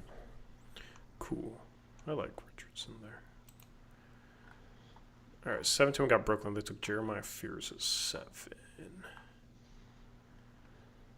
I'm going to take Rasheer Fleming. I think it's just good value, long-term Cam Johnson replacement. Maybe they can play together. I think Rasheer Fleming might have like a long enough wingspan standing reach to play some 5. At that point, he becomes super intriguing. Yeah. All right, 18 is Utah. They took Ace Bailey.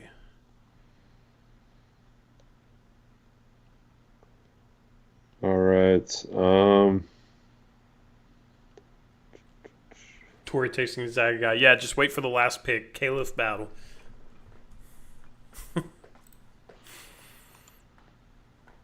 Just make sure I'm not missing anyone.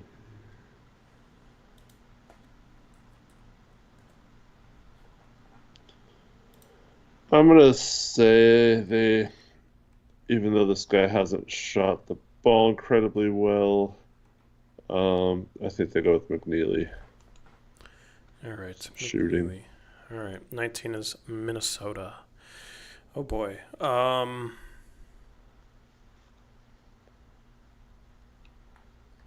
Nybrew.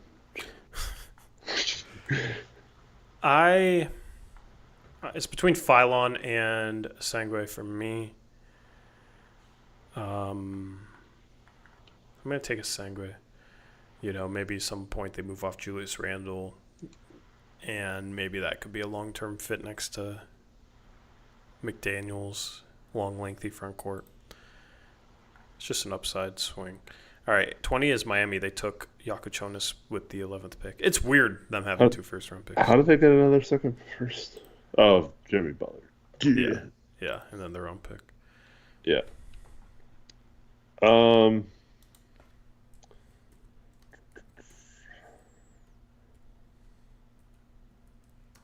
Should I pair Demon with That's gross. That'd be funny. That is gross. Yeah, instead I'm gonna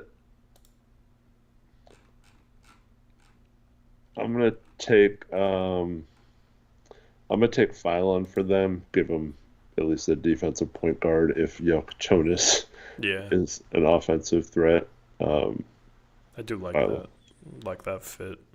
Phylon next to Yakuchonis or Hero. They're backcourt of the future. Yep. 21 is OKC. All right. Hugo Gonzalez has fallen too far.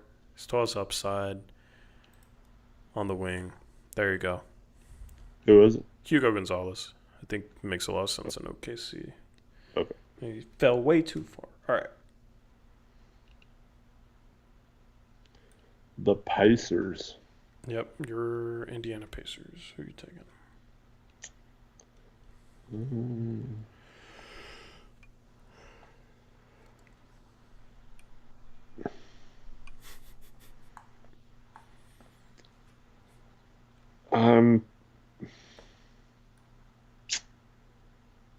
really need that. Wow. I'm gonna take Carter Bryant for them.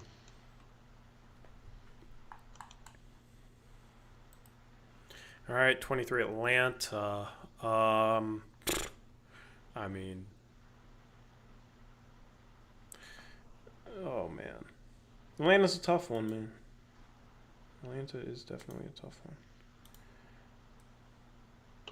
He's the highest player on my board.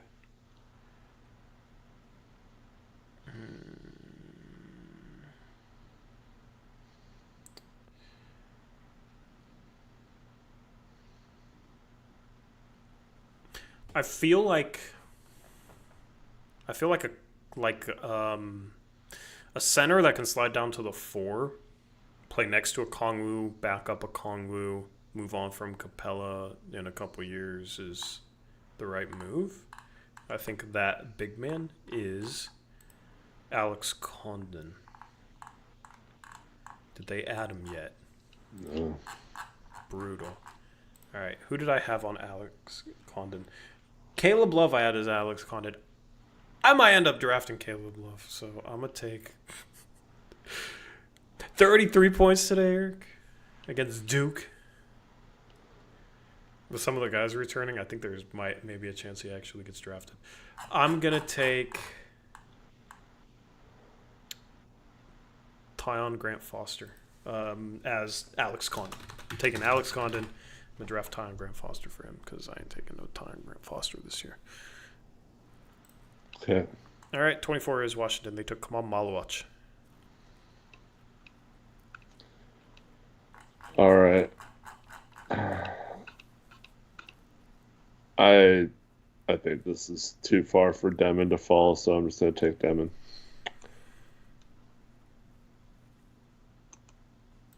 He's interesting on that team. All size and length defense, but you got some passing. All right, 25 is Orlando. They took Cam Jones at 15.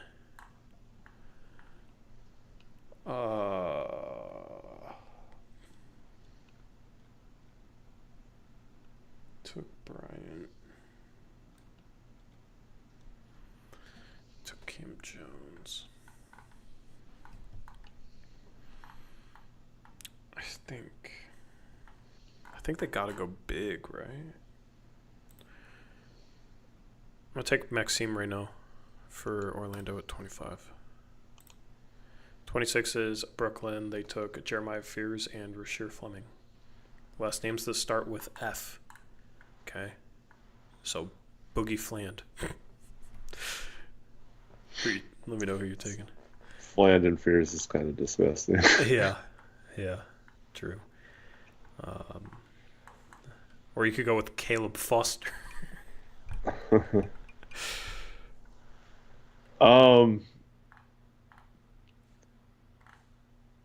This might not make sense with who they've drafted already. Yeah.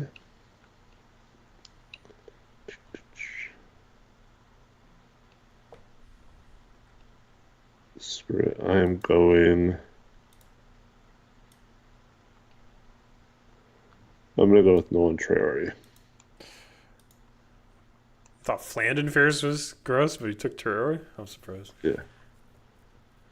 I think he's better defensive. Like, I don't know. He's more like Suggs to Fears. Damian Lillard. I don't know. Gotcha. We need to go with a wing here, I think. It's the Nets again. Yeah. Might as well just go for upside. I'm going to go with Isaiah Evans. Damn, you have Boston. I wanted Boston. I almost just took him. Nice. I wanted Boston. Yeah. Who are you going to take? I might take him with my next pick. Yeah. So, I know we've talked about him before, Tori, but I was watching his game in the NIT at the gym last night. Mm-hmm. And the TV was a little bit in the distance. Yeah. And I swear I was watching a Walmart version of Cade Cunningham, like just the way he was playing. Like playmaking, just his methodical way he broke down the defense.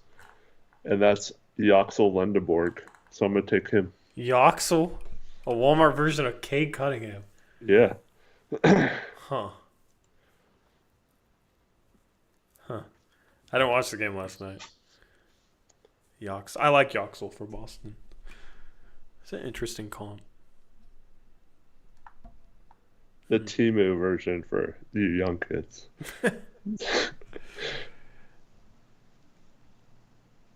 I like Yoxel for them. All right, 29 is Phoenix. There's really not much upside here, and they should not go for upside. I think the highest player left on my board that fills a need for them and could help them legitimately win next year. They need well-rounded wing defenders that can actually make a three and make a play off the bounce and make the right pass. This is who I was going to take with the last pick. Do you know who I'm about to take, Eric? No. What's your guess? No guess? I don't know. This is a wild pick. Probably this high, but I'm going to take Zion James. All right. I like Zion James for Boston or Phoenix. Or even the Clippers. Like, I'm a Zion James fan. Yeah. But he does kind of fill wing defender, can make threes, can make a pass off the dribble. That's kind of a role they need to fill. Somebody that can do those three things. Oh, we haven't mentioned this yet, but we both lost our guys, Tori. Who? Bennett Sturts and Magoo Guath, yeah. Both going back to school. Brutal. Well, I'm assuming Guath is. I don't think he's. Yeah. I mean, I kind of figured he would, so it makes sense. He's going to be the most underrated, under-the-radar transfer portal pickup, for sure. Yeah. Craigslist Cade. There you go. Yeah. All right, Clippers are up at 30.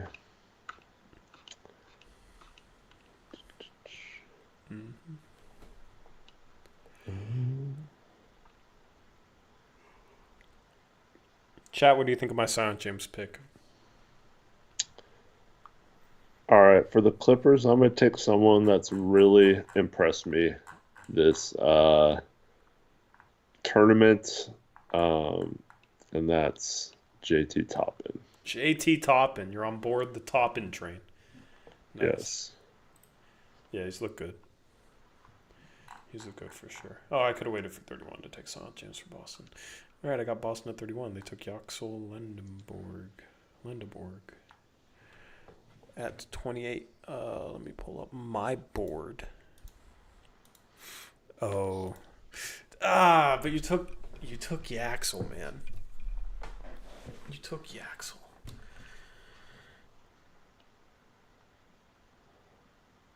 Yaxel's a 4. This dude is like a 4-5. You know what? I just told you Yaxel's a point guard now. Apparently, yeah. Apparently. I'm God. Their depth chart lists Drew Peterson and Kevin Golly as their power forwards. Why is Blake Griffin and Blake there, Griffin. man? I don't understand it at all, but yeah. I'm gonna take somebody. I'm just really drafting for fit and players whose fits I like on said teams. Okay. Yep. I am going to draft their next Robert Williams. Do you know who that is? No. In his place, we'll draft Tucker DeVries because he's going back to school. Okay. The player is JoJo Tugler.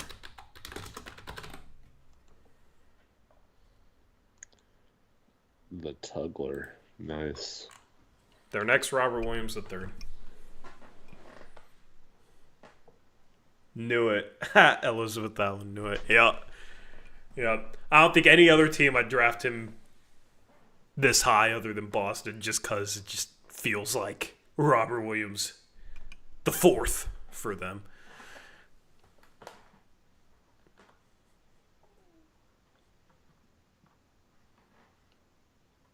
All right, you got Minnesota at 32. They took Noah Asengwe. I don't know how to say his name. Still. All right, for Minnesota, I'm gonna.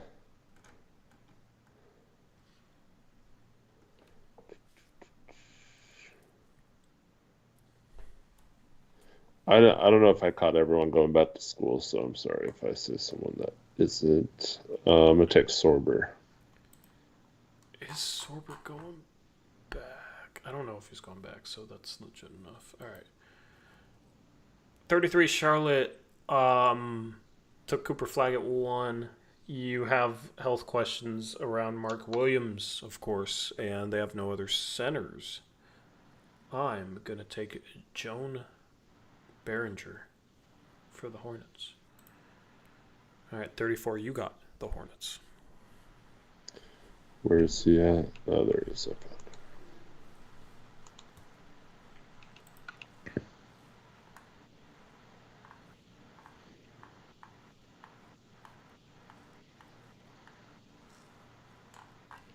Oh, God, I got the Nets again. I always get all the Nets picks, man.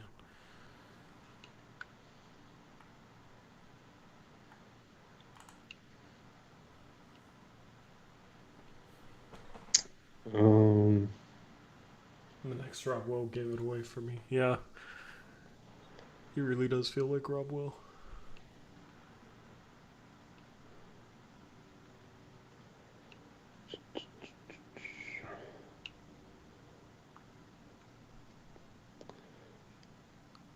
I'm gonna just hope that earlier in the season was kind of playing his way into the lottery, and so I think here at 35, Boogie Fland. Boogie Fland, alrighty. 35, we have, just fifth pick. They took Fears, they took Drury, they took 2 point guards, they took Fleming as a 4-5, they took Isaiah Evans as a 2-3. Now they will draft a 3-4, in my opinion.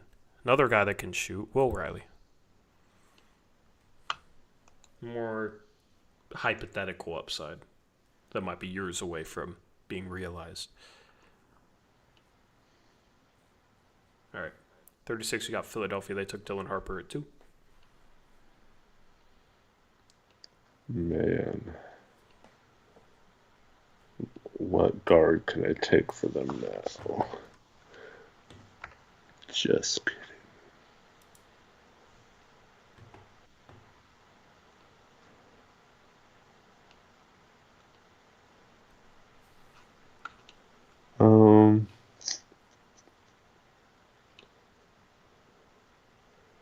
Man, it's such a weird team. I'm going to take Noah Penda for them. Penda. All right, we got Detroit at 37, their first pick, which is always funny. Shooting / upside.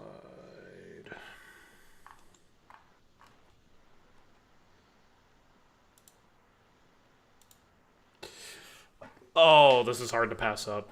I don't know if I can pass this up for them. Because this is like... You don't have to, right? I'm not going to. I think this player, I'm about ready to move him like borderline top 40 anyway.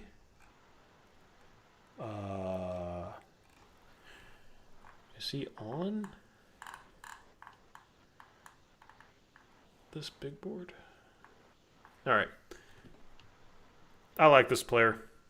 I've been talking about him for a while before he's even near draft boards, but I think it would be a really good fit for Detroit. That is Kobe Bryant. Read somewhere he has a 7'3" wingspan. He's listed as 6'7". He's like a 45% 3-point shooter, and can occasionally create off the bounce. Mm-hmm. I would love for the Blazers to spend a second-round pick on Kobe Bryant, by the way. Yeah. Defense is rough, though. But he fills a need. Mm-hmm. Sam Hauser plays minutes for the Celtics, so figure it out. All right, 38 is Golden State. All right, 38. I'm going to draft your favorite player, Ben Serif. Ben Serif in Golden State. Interesting. He probably wouldn't play for the next couple of years. And then would be their next iteration of that team. Man, I was ready to let him fall undrafted, man. You ruined it. Yeah, I'm sure you were. All right, we got 39. San Antonio took Colin Murray Boyles and Jace Richardson.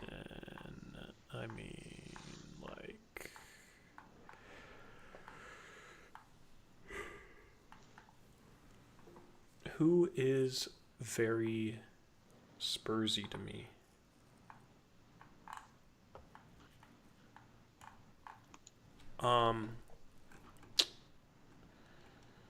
This is like the toughest part of the draft, I think. Let's take the best player on the... They should probably go for some shooting, though.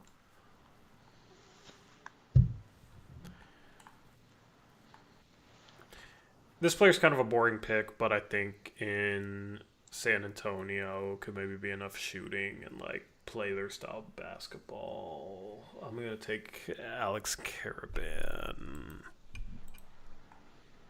I guess. Drafting smart, high IQ players in San Antonio. Jace Richardson, Colin Murray Boyles, Alex Caravan. All right, Toronto at 40. They took Derek Queen at 8. All right.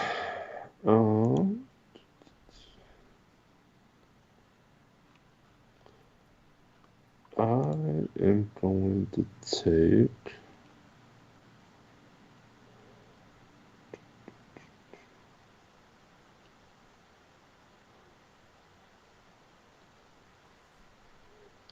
Andrei Stojakovic for them. Alrighty, Stojakovic.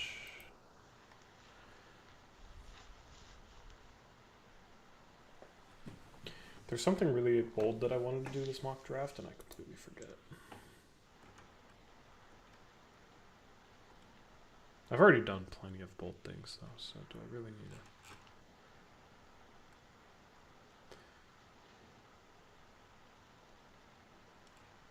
I might take him at some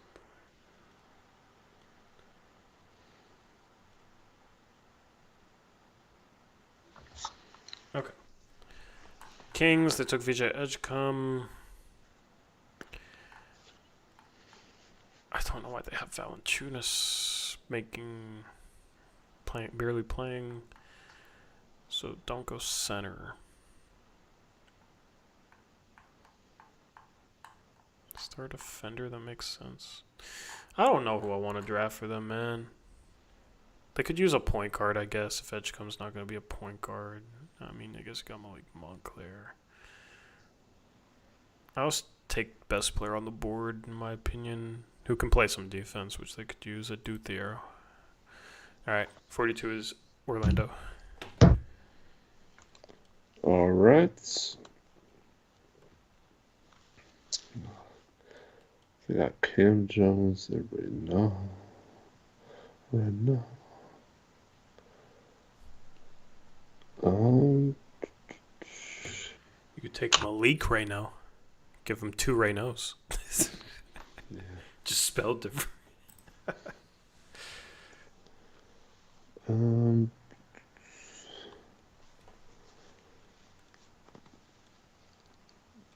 This probably doesn't make a lot of sense, but just looking for some more scoring, and that's Walter Clayton Jr. Walter Clayton Jr. 43 is Utah. They took Bailey and McNeely. Oh, I remembered who I wanted to take.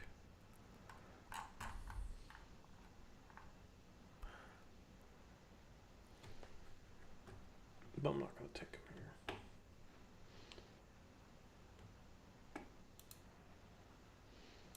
here. Alright.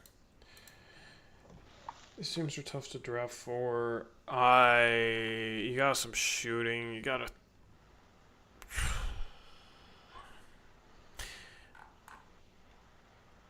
I think you just take... They're starting to have a lot of depth. I think you just take Miles Bird and see what you can turn him into. Mm-hmm. Intriguing player. Raw, though. OKC at 44. Hugo Gonzalez was the 21st pick for them. All right. Do I have anyone?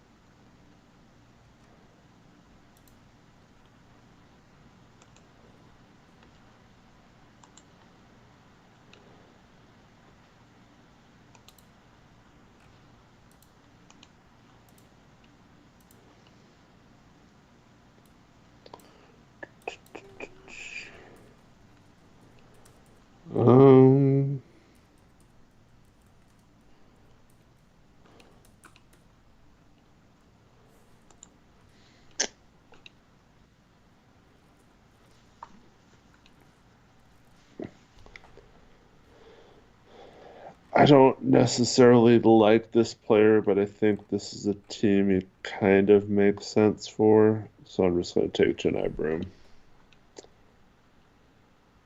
All right, Janai Broom it is.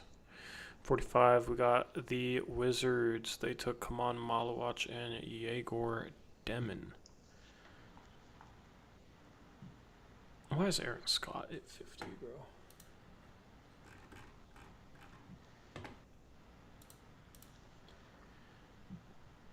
I think you could go for some offensive punch here. You got a lot of size. I'm going to take... Where's he at? Who are you looking for? Huh? Who are you looking for? I'm going to take Walter Clayton. I just took him. Oh, do you really just... Walter Clayton? When did you take him? Like 2 picks ago. I completely... I drafted him here, right? I did not register that at all. Damn. Yeah. Damn. Yeah. All right. I will take... I drafted him at 42 or at 45. Why'd you have to take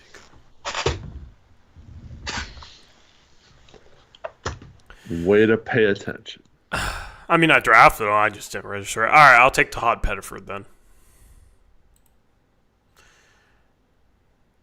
All right, 46, we got Chicago. You took Pettiford, is what I said? Yeah, and then my next pick might be somebody you've never heard of.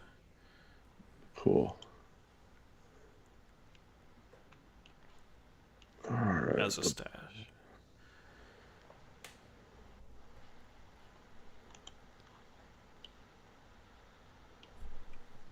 All right, I'm just going to take Ian Jackson here. All right. Eric's going Ian Jackson. Whoops, I'm in point guards. He's not point guard. All right, Washington. I also got the 51st pick. They've taken Pettiford. They've taken Demon. They've taken Malawach. Okay, I'm going to take somebody that is definitely not on the board. So we will take...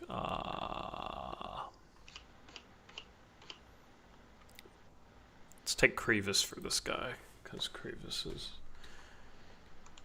definitely going to go back to school. I'm going to take...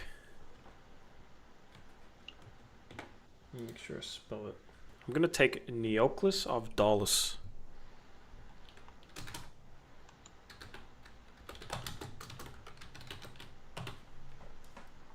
All right. Do you or do you not know the name? It's not ringing a bell. He's Greek. It's a foreign guy? Yeah. I think it's a little bit more interesting than the more well-known, like, second-round foreign bigs. He's a wing with, like, some creativity I like. Cool. So, stash pick, because they got 5 picks. Yeah. Alrighty. All right, Clippers are up next. They took JT Toppin earlier. Trevin, you're funny. Hit the like button if you're still in here. Absolutely. Absolutely. We're going to wrap up this draft soon, then wrap up the stream. I'm going to take Xavier Lee for them. Xavier Lee for the Clippers. All right, now we got the Jazz. They took Bailey McNeely, Miles Bird. Birdman. All right, I'm going to take Sergio De La Reyna for them. We'll do AJ Store for Sergio. What? No. He had such a good year. I know, yeah. Right. What were his numbers this year? That dude fell off the face of the getting the game for Kansas. I know. And it's not even like Kansas was good. He has to transfer, right? Like, yeah. he went from averaging 17 points per game for Wisconsin to 6 for Kansas. Hello, Cavaliers.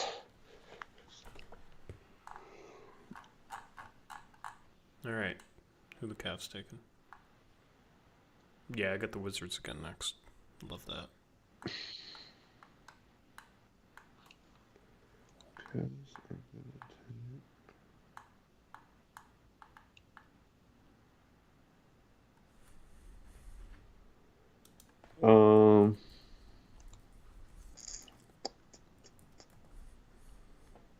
For them, let's just take.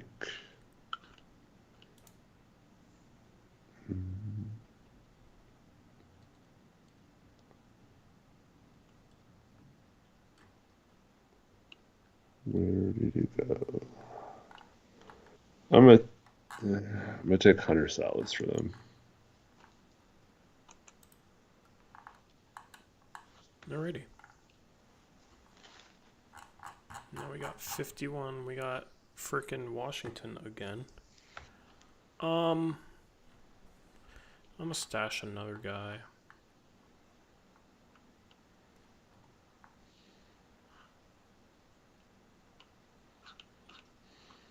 I'll take Bogle-Jubb here.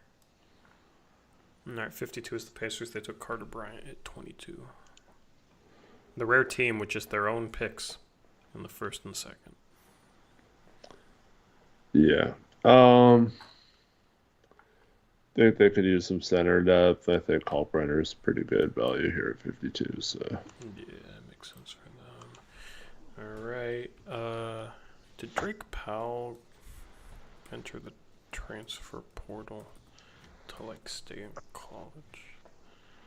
I didn't see anything about him. All right, I'll just take him here for the Lakers. 54. We got the Knicks. All right. Ooh, Knicks first pick.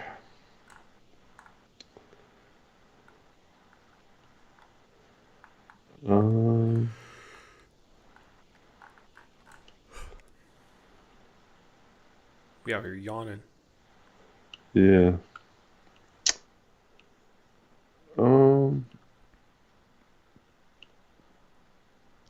This guy seems like a Nick. I'm gonna take Darian Williams. Alrighty. Darian Williams and Kevin McCullough together on their G League team. Beautiful. Alright, we got the Suns. They took Zion James at 29. I feel like I'm forgetting a big man. I was just thinking that. I think it's because I haven't taken Guath. Yeah. Tragically. I'm gonna take Amari Williams.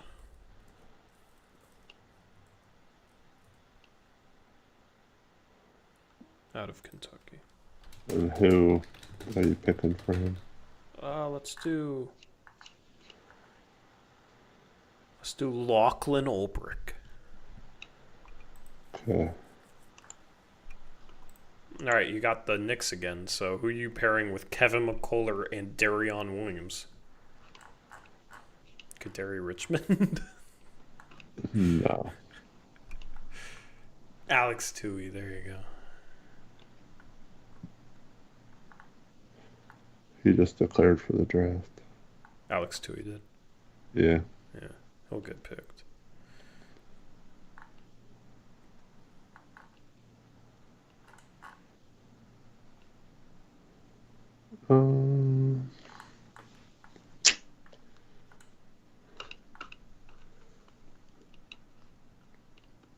Screw it. I gotta take my guy, Tyrese Proctor.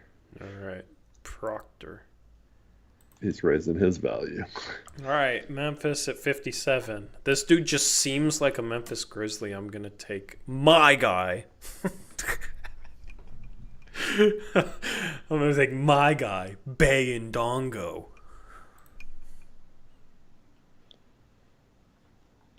Where is he at? 57.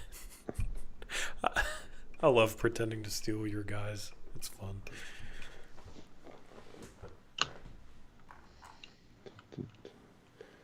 Freaking Magic, dude. Third pick.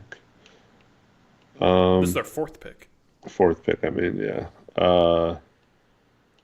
I'm just going to... It's probably a two-way guy, so... Which one do I want? I'm going to take...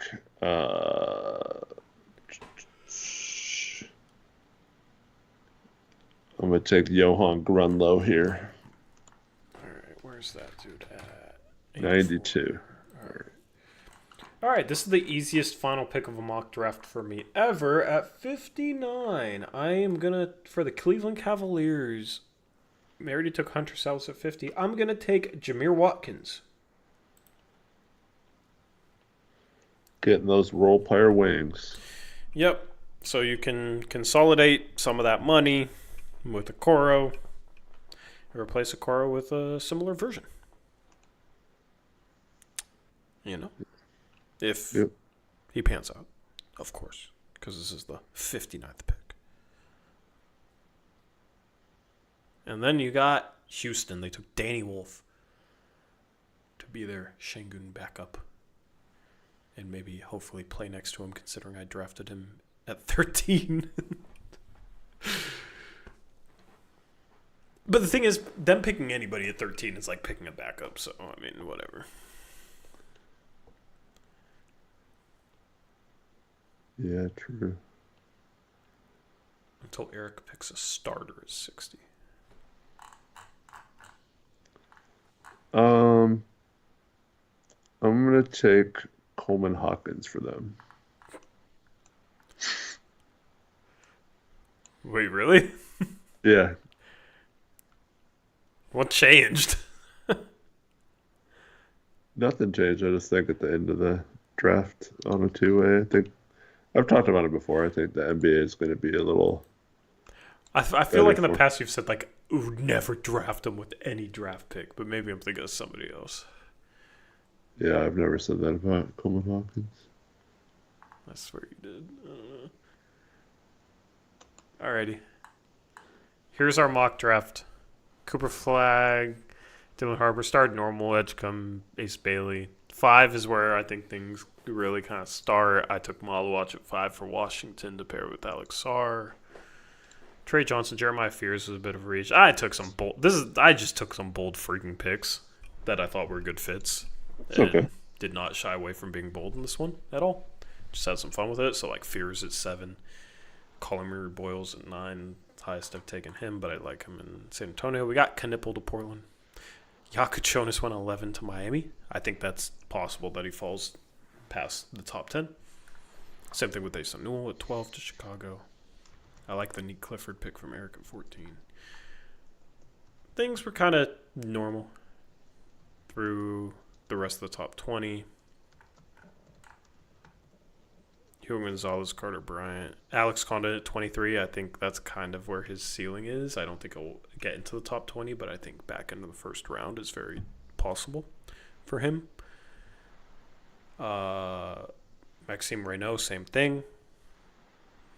Igor Demenfeld at 24, which is interesting. Then with Isaiah Evans go first round. Yaxel Lendenborg go first round with Boston. Sion James go first round. Phoenix, I think Boston and Phoenix are going to be interesting teams if they use their picks, because you could see somebody that's projected late second that they just think is a really good fit for what they do and a really good role player go there, like a Son James or like a JoJo Tugler 31 to Boston. Mm-hmm. Joan Behringer is like the wild card that might rise into the lottery. He has some buzz like that right now, so he's a guy to watch. Boogie Fland, he might go back to school. He did play at least in the NCAA tournament. Should be still playing, but Arkansas choked today. Boy, did they ever. Yeah, Mo Riley, no Panda. Kobe Brea might be a little bit of a reach, but I think he should definitely get drafted as the best shooter in the draft at 6'7". Ben Seraph, be interesting to see if he falls like we've been having him fall. Have not been a fan. Finally took frickin' Caravan. Everything else kind of normal. Avdalis at 47, new European guy to look into. De La Rey, yeah, nothing really stood out. Mario Williams for Phoenix at 55. Yeah, cool. Fun mock draft. I appreciate you guys who stuck around to watch it. And shout out to those of you who are actually scouting these players with us, and we'll be able to talk about these players when draft time comes around. I'm looking forward to this upcoming NBA draft. It's going to be a lot of fun. But what wasn't fun was the Blazers getting smacked tonight. They get smacked by the Kings. Their play-in dreams fell apart in Sacramento tonight. They're now 3.5 games back of the 10th seed, but they're tied basically for the 8th best lottery odds. 8th best chance at capturing the flag. I will take that at this point for them, because it looks like they're not going to be a play-in team, unfortunately. Anything else for the stream, Eric? Thanks everyone for watching. Got a couple of days off if you're in Oregon. spring break time. We'll see you Sunday, another early 3 o'clock game because it's in New York this time, not in Portland for 3 o'clock. So yeah, hope to see you on that post-game show. Everyone have a good couple days until then. Yep. Enjoy your Friday. Enjoy your Saturday. Enjoy the Sweet 16 and Elite 8. We'll catch you on Sunday for another freaking early stream. Another early stream. 5:30 p.m. because it's another 3 p.m. start time. The Blazers take on the Knicks in New York. Will they look better than they did tonight? Let's hope so, because tonight they gave up 81% from 2. I can't say that normally. It's just impossible.